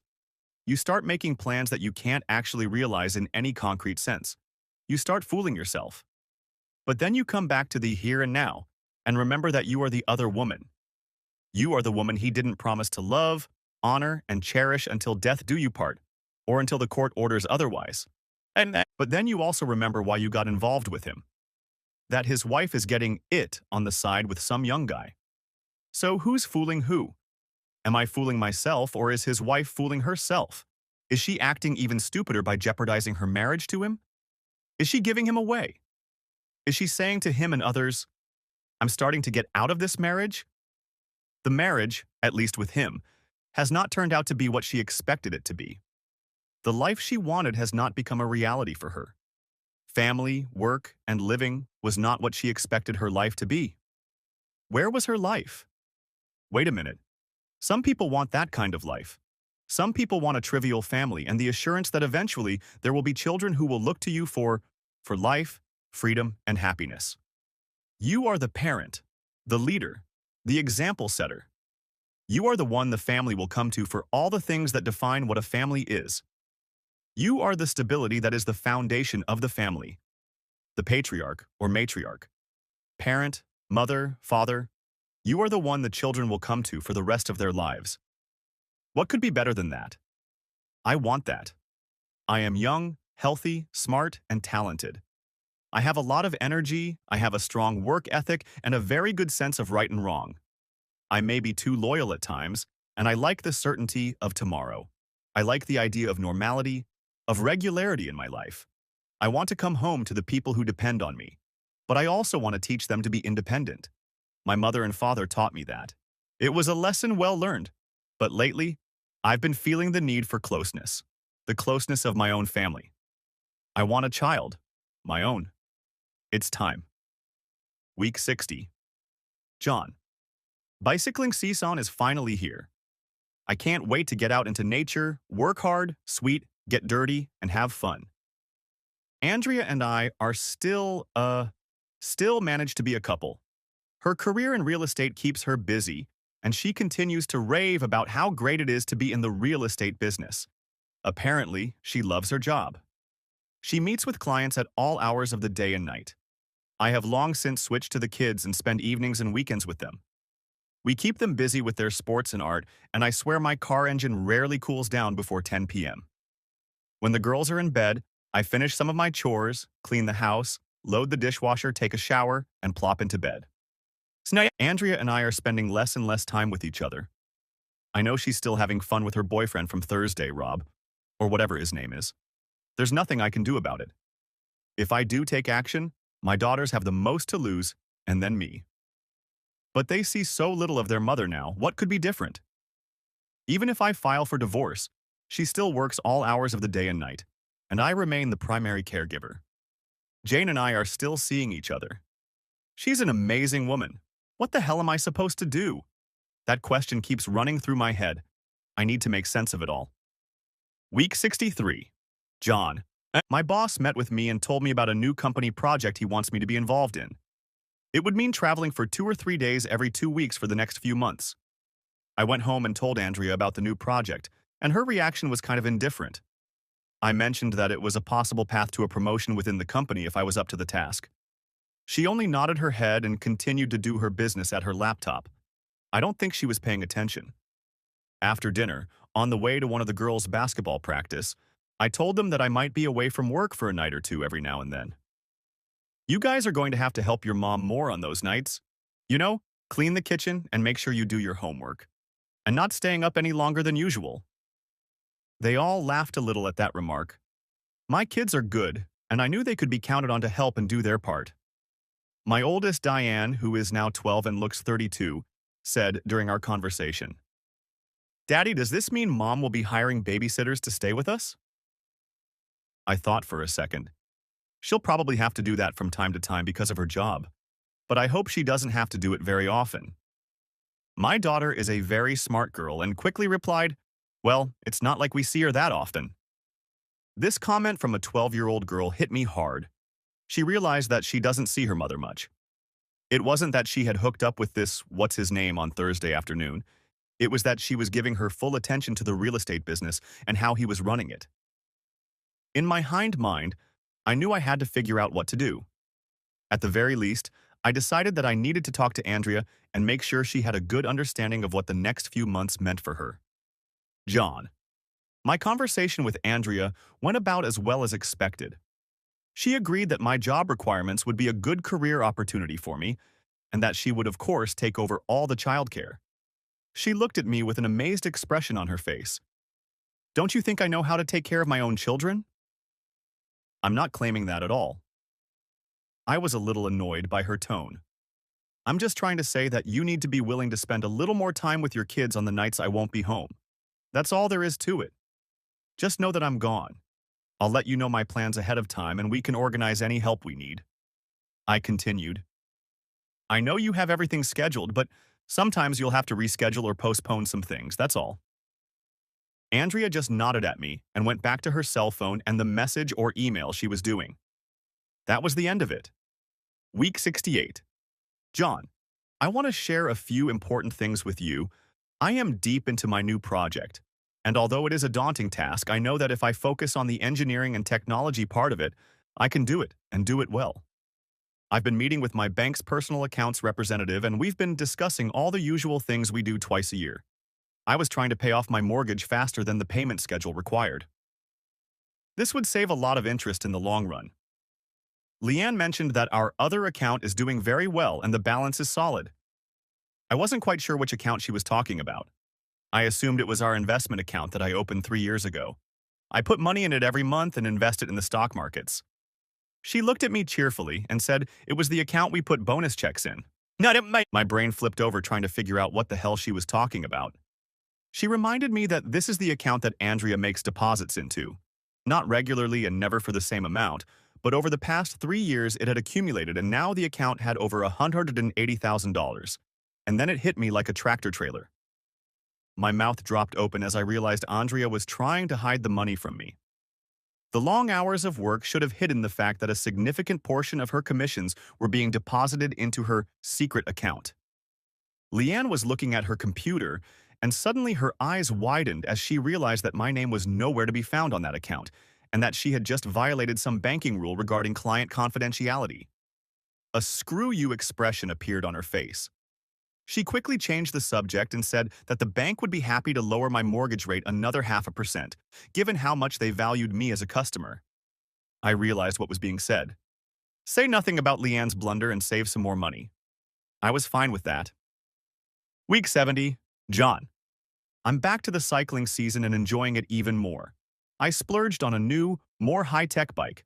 It's a Red Trek Pro Caliber, lighter than my other bike and ready for both trails and roads. With it, my rides will be taken to a new level. I exercise to increase my endurance and run up to 10 miles a day.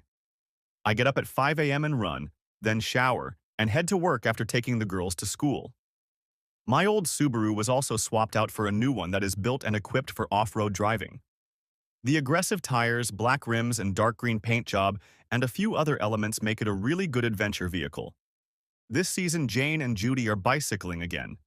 Judy and her boyfriend have broken up. He moved to another part of the country, somewhere in California, to take care of his job and another girl he's in a relationship with. Judy is no worse for it and seems happy. Jane is a different story. She and I are still FWB and still have fun. But she is changing, and very subtly at that. Andrea is changing too, but in a different way, if that makes any sense. I'll try to explain as best as I can. I'm not a psychiatrist, but the last year has taught me to be very observant of people. I'm an engineer, and we, all of us combined, are often accused of not being good at people. We're good with machines and technical matters, but when it comes to figuring out human psychology and what makes people who they are, well, let's just say we often miss the obvious. That's why Andrea could be fiddling with her Thursday boy toy, and I wouldn't notice until the evidence fell out of her purse. I wasn't watching anything. I didn't notice the little things about my wife that might have tipped me off that something was going on. But now that I was a little more educated, I began to notice a few things. For one thing, I noticed that Jane was acting much more intimate. It was about the level of intimacy that the couple shared. It was the little things. She now called me honey more often than she called me by my first name. She knew me well enough to know what dishes I liked, and if we were meeting at a cafe or restaurant, she might even order one of my favorite dishes for me before I even got there. She knows I drink Diet Coke and I like a beer every now and then, usually an IPA. She knows how much I weigh and what my clothing size is. She knows I like both pop music and classical. I've noticed that Jane is increasingly referring to other people and their families. One weekend when I was with the girls, we went to an RV show. Jane knew I was taking the girls there and asked if she could join us. We had a great time looking at the campers and RVs, and it gave Jane a chance to get to know my daughters. Afterward, we went to a fast food place, and the girls peppered her with questions. I told them that Jane and I met at the bicycling club I belong to. I told them that she is a very good cyclist and much faster than their father. They laughed at that. My oldest, Diane, even said that their mom would never ride a mountain bike on dirt trails. That remark brought a tiny smirk to Jane's face. Almost imperceptible, but there it was. It was more of a nope than anything else. On the way home, Diane remarked that Jane seemed like a very nice person. I mentioned earlier that I could sense Andrea changing, and in a very subtle way. She was spending more and more time at work and booking new clients, much more than was possible. She hired an assistant, a new agent, and put her in charge of most of the paperwork. Andrea thus had more time to meet people and presumably show properties. She spent less and less time with me and the girls. She worked most evenings and most of every weekend. Our intimacy was practically nil. She rarely had dinner with her family. She would often come home late, shower, make herself a drink, and then sit down at her laptop to do some more work. Several times I tried to talk to her, but she was always distracted by her phone or laptop. To see if she was listening to me at all, I told her that I had booked a 3-week vacation for all of us in Europe this summer. She nodded and said, "That's great." That's when I realized it was time to take action. I needed Roy and his expertise again. Week 73. John, I pulled out the relationship agreement that Andrea and I had signed about a year ago. It really was a joke. How can you negotiate a marriage that has any meaning at all? Now, I think it's almost impossible. I was in love with Andrea when we married, and my love for her grew after each of our daughters were born. I thought I had the world by the tail. I had a near-perfect family and a growing career. We were living well and our future looked quite prosperous. And what happened? Life happened. That's what happened. Did I take Andrea for granted? Did I ignore her to my own detriment? Did I fail her as a husband? Did I get my priorities wrong? Why did things get so screwed up? And the worst part was that my wife wasn't interested in talking to me about our marriage. And when she did talk, she brushed off my concerns, saying that she loved me and the kids and that everything was just fine the way it was. No, things weren't just fine the way they were. If our marriage had been fine, there wouldn't have been Thursday afternoon scratch-and-scratch sessions with, what's his name? There wouldn't be this huge elephant in the corner of our marriage. I decided to go and see Roy. He knew what to do, or at least had a better understanding of what I should do.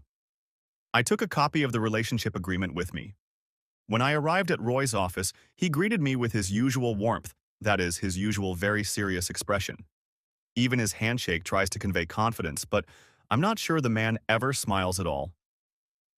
"So, how's it going, John?" I sat down. "Well, where do I start? It's been worse and better." The last time we talked was over a year ago when Andrea and I made that relationship agreement. I picked it up to show it to him. He nodded, saying, and held out his copy. I should have known better. Everything was going pretty much the same as before. I mean, she's still seeing some other man once a week, and I'm seeing a woman once a week. She's become a very good friend of mine. I see, was Roy's reaction to my opening statement. But did he really see it? Things in my life have gotten more complicated. I feel like Andrea and I are growing apart. She's become more aloof and preoccupied than ever. It's hard to talk to her, even when she's at home. She's working more hours than ever, and a few weeks ago I discovered that she's putting money into a secret account. There's probably over $250,000 in there. What the hell does all this mean? I knew the answer to my own question, but I needed to hear it from someone who had dealt with similar cases in the past. Well, John, this whole thing is really disturbing. I think it's time to bring in someone to help answer some of your questions. I have a very experienced investigator who can help you get information that will help you make a decision. With those words, he went to his phone, summoned an assistant and asked her to call Bob. A few minutes later, the phone buzzed. Roy answered it and talked to his man, Bob, about the surveillance work. After a couple of nopes, Roy turned to me and said, "He'll be here in about 10 minutes. After Bob walked in and introductions were made, Bob explained what he did for a living. He also explained that he had been working with Roy for several years, as well as many other attorneys. He also explained how much it would cost to find the information I needed. All in all, I wanted to know what the hell Andrea was up to. I wanted more information about her extramarital life, her secret bank account, and what it was for. Bob was taking notes, lots of notes, and I could see he was developing a plan. He told me that everything I wanted to know could be found out. He had the ability to discreetly find information that many of us take for granted, protected from prying eyes. I, on the other hand, just wanted to know what the hell my wife was doing. On the other hand, I assumed she would want to know what I know about her and what I plan to do. Damn, this is getting complicated and ridiculous. I wrote a check to Bob as a prepayment, and after a few handshakes, I left to ponder my future. Week 75. 2 agonizing weeks passed, and finally Roy called to say that Bob had a report he wanted to share with me. We set up a time the next day to analyze the information he had managed to find, dig up, etc. All night my gut was in a knot. I couldn't focus on much, and my girls reminded me for the 10th time that they needed help with their homework. I shook my head and struggled to do what I had to do. Andrea, as usual, wasn't home. The next day, I rushed to Roy's office to see what Bob had to tell me. After greetings, we got to the reason for the meeting. Well, John, I've been busy with what you asked for the last time we met. I must say that your wife is a very busy woman. I'll get right to the main point. She's seeing 2 different men. She meets with each of them once or twice a week, without any specific schedule that I could find, and spends a couple hours with them at a time. She usually meets both men at the same address. What the hell? He has more. I found out at the Land and Property Registry that she owns an apartment in an apartment building near her office. She bought it almost 2 years ago and has just about paid it off. She has a bank account at that bank you told me about with a current balance of $321,000. She put 75% of her commissions from being a real estate agent into it. She has done a lot of transactions over the last 3 years, mostly commercial, and judging by her sales, she is the most profitable agent in the company. They offered her a partnership, but she declined.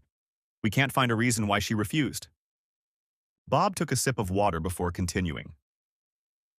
I have the names and biographies of the 2 men she is dating. They're most likely the latest in her history with other men. Both men live in the city. One is married and has a family, and the other is single. I have a feeling that your wife is planning some sort of move in the next few months. Although I don't have any specific information about her plans, it sounds like she is preparing for something. A hidden apartment and hidden money are all signs that a person is planning a big change. When she plans to reveal this to you, I don't know. It could be soon, in a few months or years, or it could be never.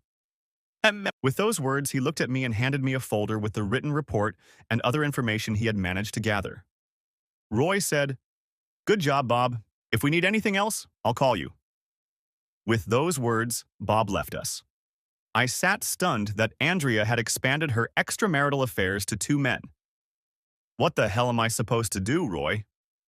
I looked at him, as if my life had taken another turn on the road to hell. Roy looked at me with a studying expression on his face that said he was probably going to offer to prepare the divorce papers. After some discussion, we came to the conclusion that divorce was probably coming, but I wasn't ready to pull the trigger yet. I still had 3 daughters to worry about, and I wanted to make sure that after the divorce or separation, they would be in my full custody. That was non-negotiable. Roy exhaled deeply and opened his mouth to offer his advice. John, what do you want to do? That's it? You have a lot to think about. I recommend you ponder it for a few days. There's no rush. If Andrea does something drastic, we can file for divorce and have it delivered to her in a matter of hours. Unless you have a major change, I know exactly what you want, and in fact, the paperwork has already been drawn up. All you have to do is call me, and in a few hours the poop will hit the propeller. Roy even smiled as he said the last sentence. I nodded my head, thanked him, and left the office. Indeed, I had a lot to think about. For the next 3 days, I couldn't think about anything else. All the while I was wondering what Andrea was really up to, I watched her closely to see if there was any difference in her behavior. She still greeted me with the same kiss and still cared for the girls as she always did. There was nothing to explain the fact that she had bought a hidden apartment downtown. I figured she wanted to set up some sort of love nest there, a place where she could hide her activities from me. We still had a relationship agreement. Sure, we hadn't talked about it in months, but I guess that meant she had the right to have a lover, that I had agreed to it. It also meant that I had the right to have a lover, and that Andrea agreed to it. So what was the bottom line? Week 83. Jane. Okay, this is new. I stopped taking birth control pills a couple months ago when I made the decision that I wanted a baby in my life. I really want the baby to have a husband and a father, but for now, I'll just have to settle for a baby. And a husband, I think, will come along when all the dust settles. I'm not stupid, and I have resources available to me in the legal world. I also have many colleagues who can provide me with other resources when I need them.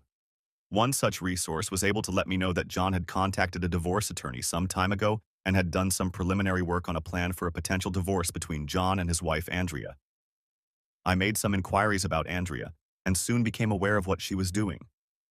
I knew that she had bought a place downtown, not far from her office. I knew she paid cash for the place, which meant she had stashed the money away from John. I knew it was the work of a woman planning to ambush her husband. That's what people did to hide their true intentions. I also knew that John would be the father of my child. He knows I want a child. He knows I want him to be the father. I want this man in my bed for more than just a few hours at a time. I want him there all the time. I don't want to share him with another woman, a woman who wants more than one man in her life to fulfill her needs. I can't understand why she would want that. John is the whole man. He's already the father of her children. I can't get enough of him. He's smart, talented, and loves children. He loves me. I love him. Week 85. Andrea. Why can't John accept that I need more than he does? I plan to continue to be a good wife to him and mother to our children, but I need more than what one man can give. I don't know how to explain it. It's a craving that needs to be satisfied for me to be happy.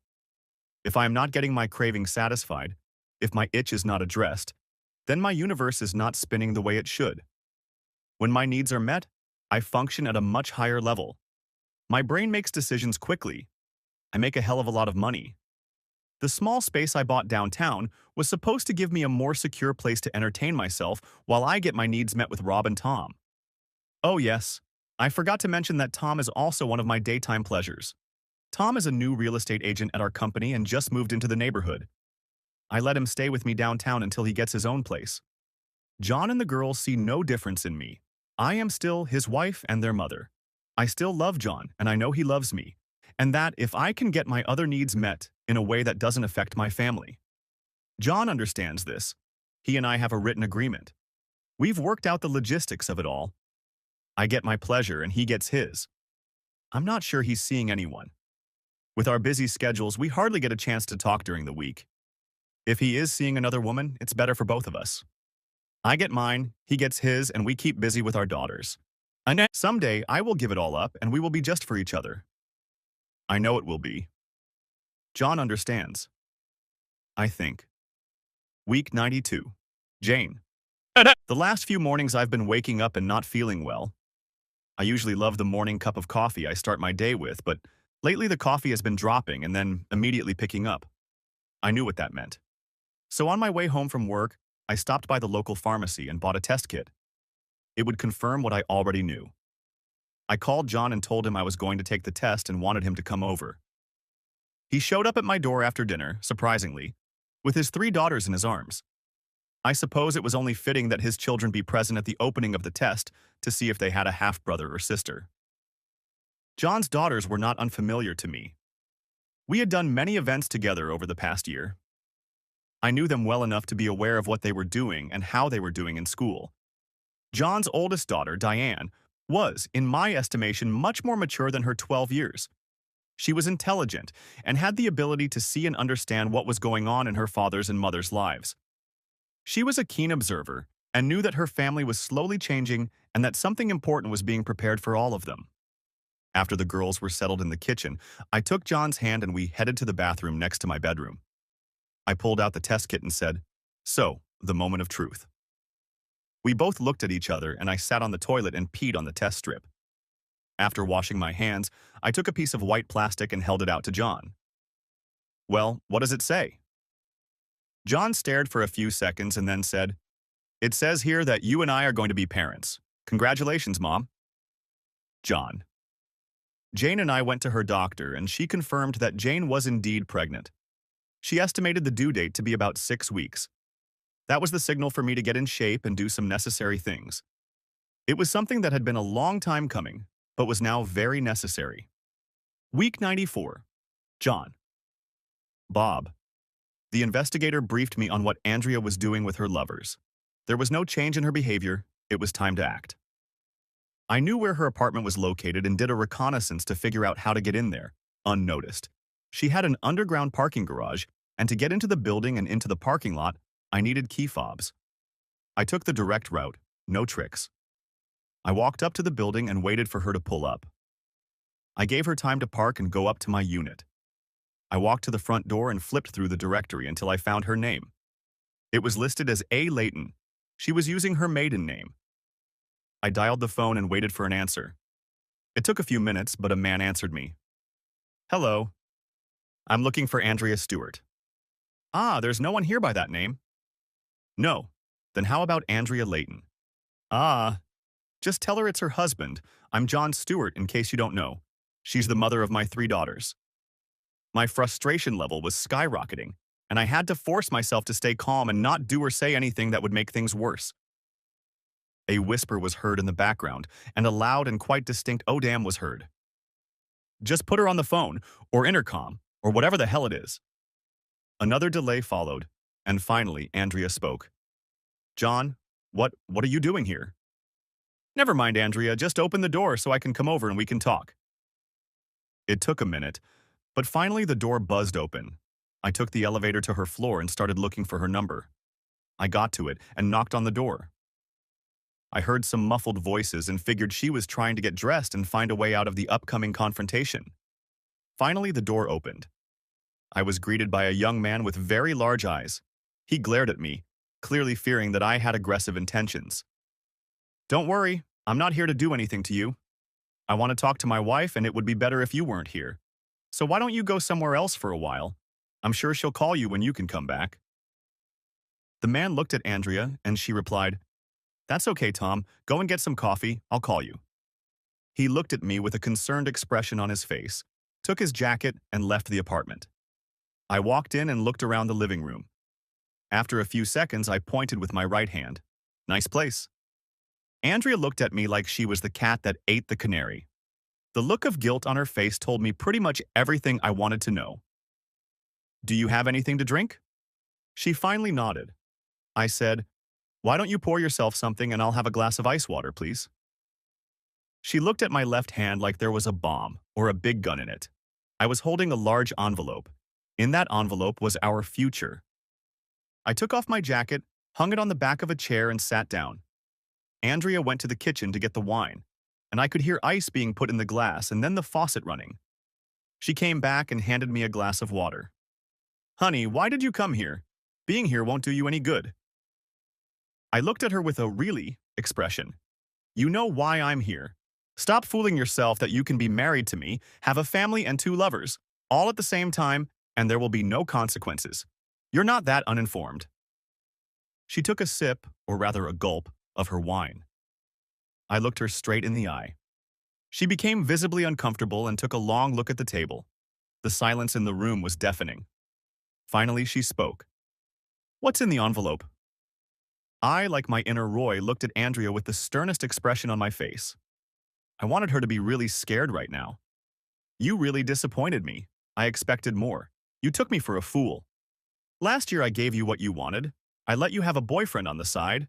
I looked the other way. I didn't do anything to jeopardize our family life.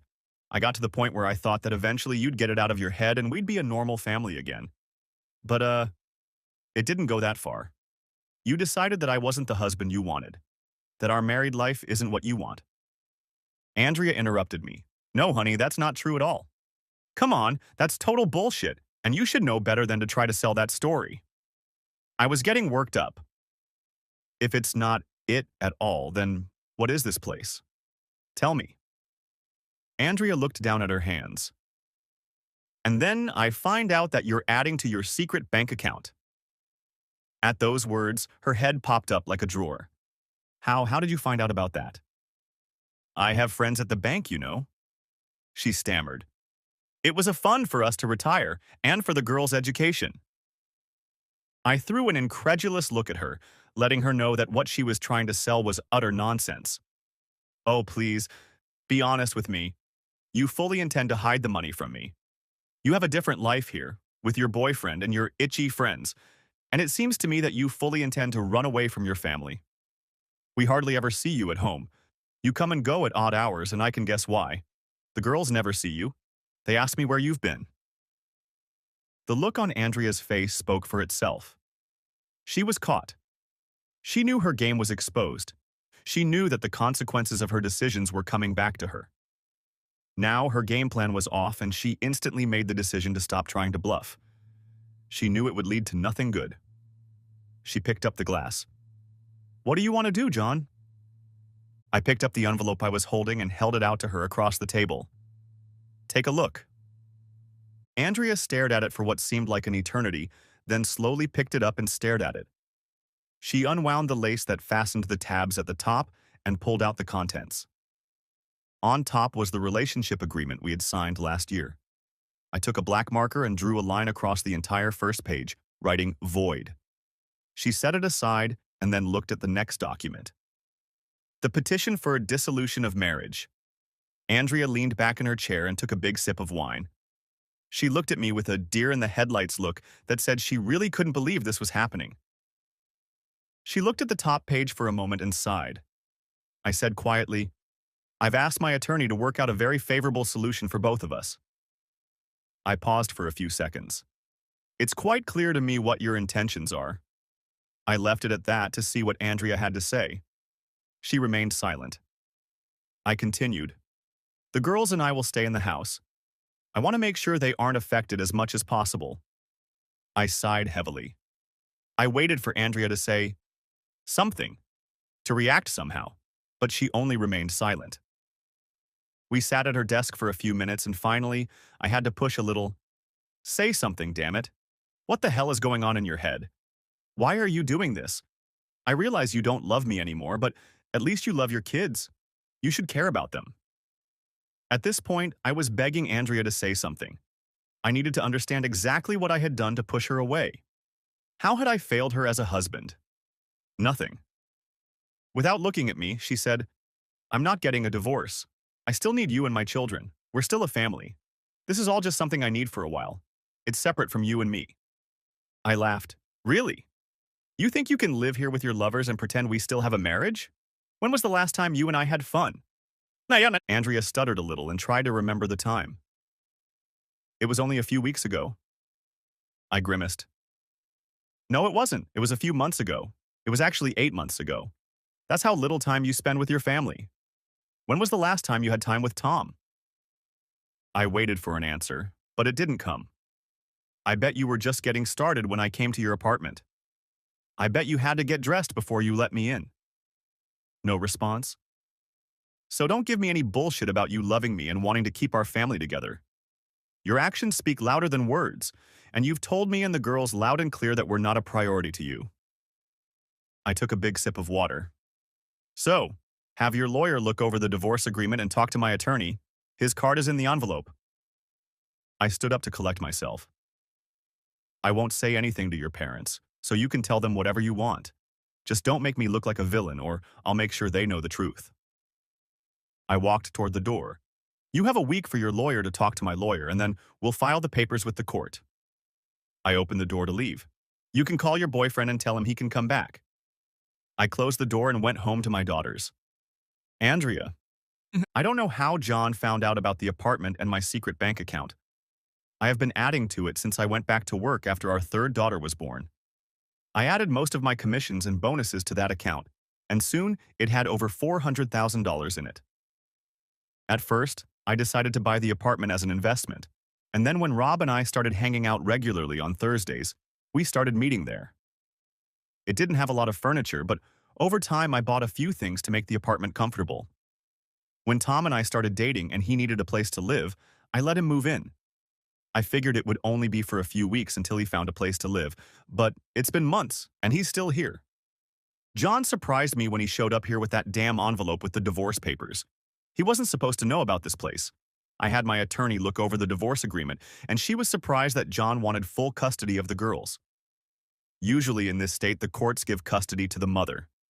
She would try to fix this and threatened John with a counteroffer that would essentially bankrupt him after paying off the house, mortgage, alimony, and child support. I did not tell the attorney about my apartment and other financial resources I had. In addition, I downplayed my income by only showing her my official tax returns. I knew that if the firm had to produce my documents, I would be on the losing end. The lawyers scheduled an initial meeting to start negotiations, and then the hard bargaining would begin. In the end, I wanted the divorce to be canceled completely. I wanted to keep my husband and daughters. I wanted my life to stay the same. The lawyer asked me when was the last time I had seen my children. I stammered a bit, trying to answer. She realized I was trying to bluff my way out of a divorce and said that maybe I needed to be prepared to come to some sort of agreement with John. Week 100. John. I haven't seen or spoken to Andrea in weeks. The girls have stopped asking about their mother. I decided it was time to start clearing the house of Andrea's things and those that reminded me of her. I cleaned out her closet, boxing everything up and making sure the pictures of her were put away, including the family photos that hung in the hallway. In one of the boxes with her clothes, I put our wedding album. One night at dinner, the girls and I had a heart-to-heart talk about their mother. I tried my best to let them know as painlessly as possible that I didn't think she was coming home to us. They wanted to know if their mom still loved them. I told them that she does, but that mom has mental health issues that need to be addressed so she can be a good mom again. I know I lied to them, but I needed to shield them from the truth. The truth wouldn't have done them any good. They were little kids, for goodness sake. They were sad, and they cried. Diana, showing her wisdom, talked to me privately and told me that she knew her mother had abandoned them and me and probably wouldn't be coming back. Dad, we're here to help you too. The three of us talked and realized that Mom doesn't want to be with us. If she wanted to, she'd be here. But she hasn't been home for a long time, and that tells us that she doesn't want to be our mom anymore. We also know that you like your friend Jane. Is she going to be our new mom? To say I was surprised by my oldest daughter's maturity is an understatement. She knew what was going on. Maybe not in every detail, but she understood what her mother was trying to say. You won't be upset if I ask Jane to come live with us? Diana looked at me with a smile. Does she make you happy, Daddy? I looked at my very wise beyond her years daughter and nodded my head. Then I think we know what you want to do. You just need to do it. She got off the stool by the kitchen island and headed to her room. Her younger sisters were waiting for her there. Jane. My baby's father called and said he was on his way to see me. When he arrived, he was holding a bouquet of flowers and a pint of my favorite ice cream. This man knows the way to my heart. I took the flowers and put them in a vase, then started opening the ice cream and devouring it. John looked at me with a smirk. Do you want to share a little piece of this ice cream? I smiled back. Take your spoon. He took a full spoonful of the delicious chocolate treat and then asked me a question. So, have you thought about our baby and what you're going to do during your pregnancy and after the baby is born? We talked a bit about the logistics of having a baby, and I told him that since I had decided to get pregnant, it would be up to me to take care of the baby. I am very independent, and I have resources that I can utilize if I need help. I make a good income. Besides, John needed to think about his own children. Yes, I have a plan. You remember that this child is my idea. I will be the one to take care of him or her. I know that, but as the father of your child, our child, I want to be part of that plan. If you'll let me. Of course I'll let you. You don't need an invitation. Good, because I have a plan too. Grab your coat and come with me. I looked at John with a very curious expression on my face, and he took the ice cream jar from my hands, put it in the freezer, put 2 spoons in the sink, and headed for the door. Let's go. We got in his car and drove towards his house. I had been there before and met his daughters a few times, but this time was different. So you're so mysterious. What's going on? You'll see everything in the fullness of time. It was a mystery. We pulled up to his driveway and there were 3 of his girls standing on the front steps. They were all very nicely dressed, and when we got out of the car, they greeted me and opened the front door. What the hell was going on? We made our way into the kitchen where food was laid out for us. Cold cuts, bread, cheese, and some coleslaw. There were bottles of water and soft drinks in an ice bucket. The girls looked at me with a tension that implied something was going on that they were clearly involved in. The girls offered food, we made sandwiches, got water, and sat down at the kitchen island. I had a million questions, but I started with, "Girls, how nice, what's the okashun?" Diane, as the eldest, appeared to be the official spokesperson. "We just wanted to make you feel welcome. Dad told us you're having a baby in a few months." "Thank you, and yes, the baby is due in about 6 months. I'll start showing soon." Now all three of them were looking directly at my belly. It was like they could see the baby and were trying to figure out if it was a boy or a girl. It was funny watching them. John cleared his throat. "I asked you to come to our house because I have a question for you. One that you don't have to answer today or even right away." There, now he'd raised my curiosity to new heights. He continued, "The girls and I have discussed this matter at length, and I would like you to move in with us if you want to. We want you to move here, to live here, with us." Oh my God. Was he proposing? My mouth was open, and I needed an urgent drink of water. Ah, ah, ah. Before I could respond, he continued, "Take your time. Think about it. There's no rush. We have a few things to do before you move in. Some remodeling, some furniture to remove, some painting." As he spoke, John walked toward the master bedroom. He opened the door and walked in. I followed him in. The room was completely empty. The door to the dressing room was open, and I saw that it was empty as well. The bathroom was in the same condition. It didn't take much effort to realize that Andrea had disappeared not only from their lives, but also from their home, their abode. The divorce was in full swing. John looked around the empty room. About a month ago, I boxed up all her things and sent them to her apartment. I got rid of the bedroom furniture, gave it to the Salvation Army. "Where are you sleeping?" A stunned expression appeared on my face and amazement in my tone. "In the spare room. The bed is big enough for now. The painters are coming this week, and I need help picking out new furniture for this room. Would you like to help me?" Week 104, Year 2. John. Roy called me today and asked me to stop by his office at my convenience. Lawyers rarely do that, so I got in my car and drove there as fast as I could. I didn't know if this was good news or bad news, but right now any news was welcome. I wanted Andrea's divorce to go through, and the sooner the better. The girls and I had mentally and emotionally broken up a long time ago, and now all I needed was a court stamp on an official document. I had business to attend to. When I arrived at his office, I was immediately ushered inside. His secretary handed me a bottle of water, and I sat down. A smile shone on Roy's face. Damn, I was hoping this was good news. "Well, John, I'm happy to report that negotiations with Andrea's attorney have gone well. She's accepted virtually all of the terms I've set out for her, and I expect her to sign the agreement in the next 2 or 3 days." Oh shit. "Tell me the details, please, Roy. What about my girls?" He cleared his throat, the way he did to emphasize his words. "She's agreed to let you have full custody of the girls." It was like a huge weight was lifted off my shoulders. I had gotten what I wanted. The rest was just details. You get to keep the house and its contents, the family's bank accounts and your investment account. It's not big, but it's important. You will receive the sum of $100,000 from Andrea for the girls' education. Andrea will waive any claim to your marital assets. You will not have to give her anything. I'm sure I heard nothing after he told me that she had agreed that I would have custody of the girls. I took a big sip of water. Part of me was thrilled with the news, and part of me was sad that my marriage had gotten to this point. All because of her need to have fun with other men.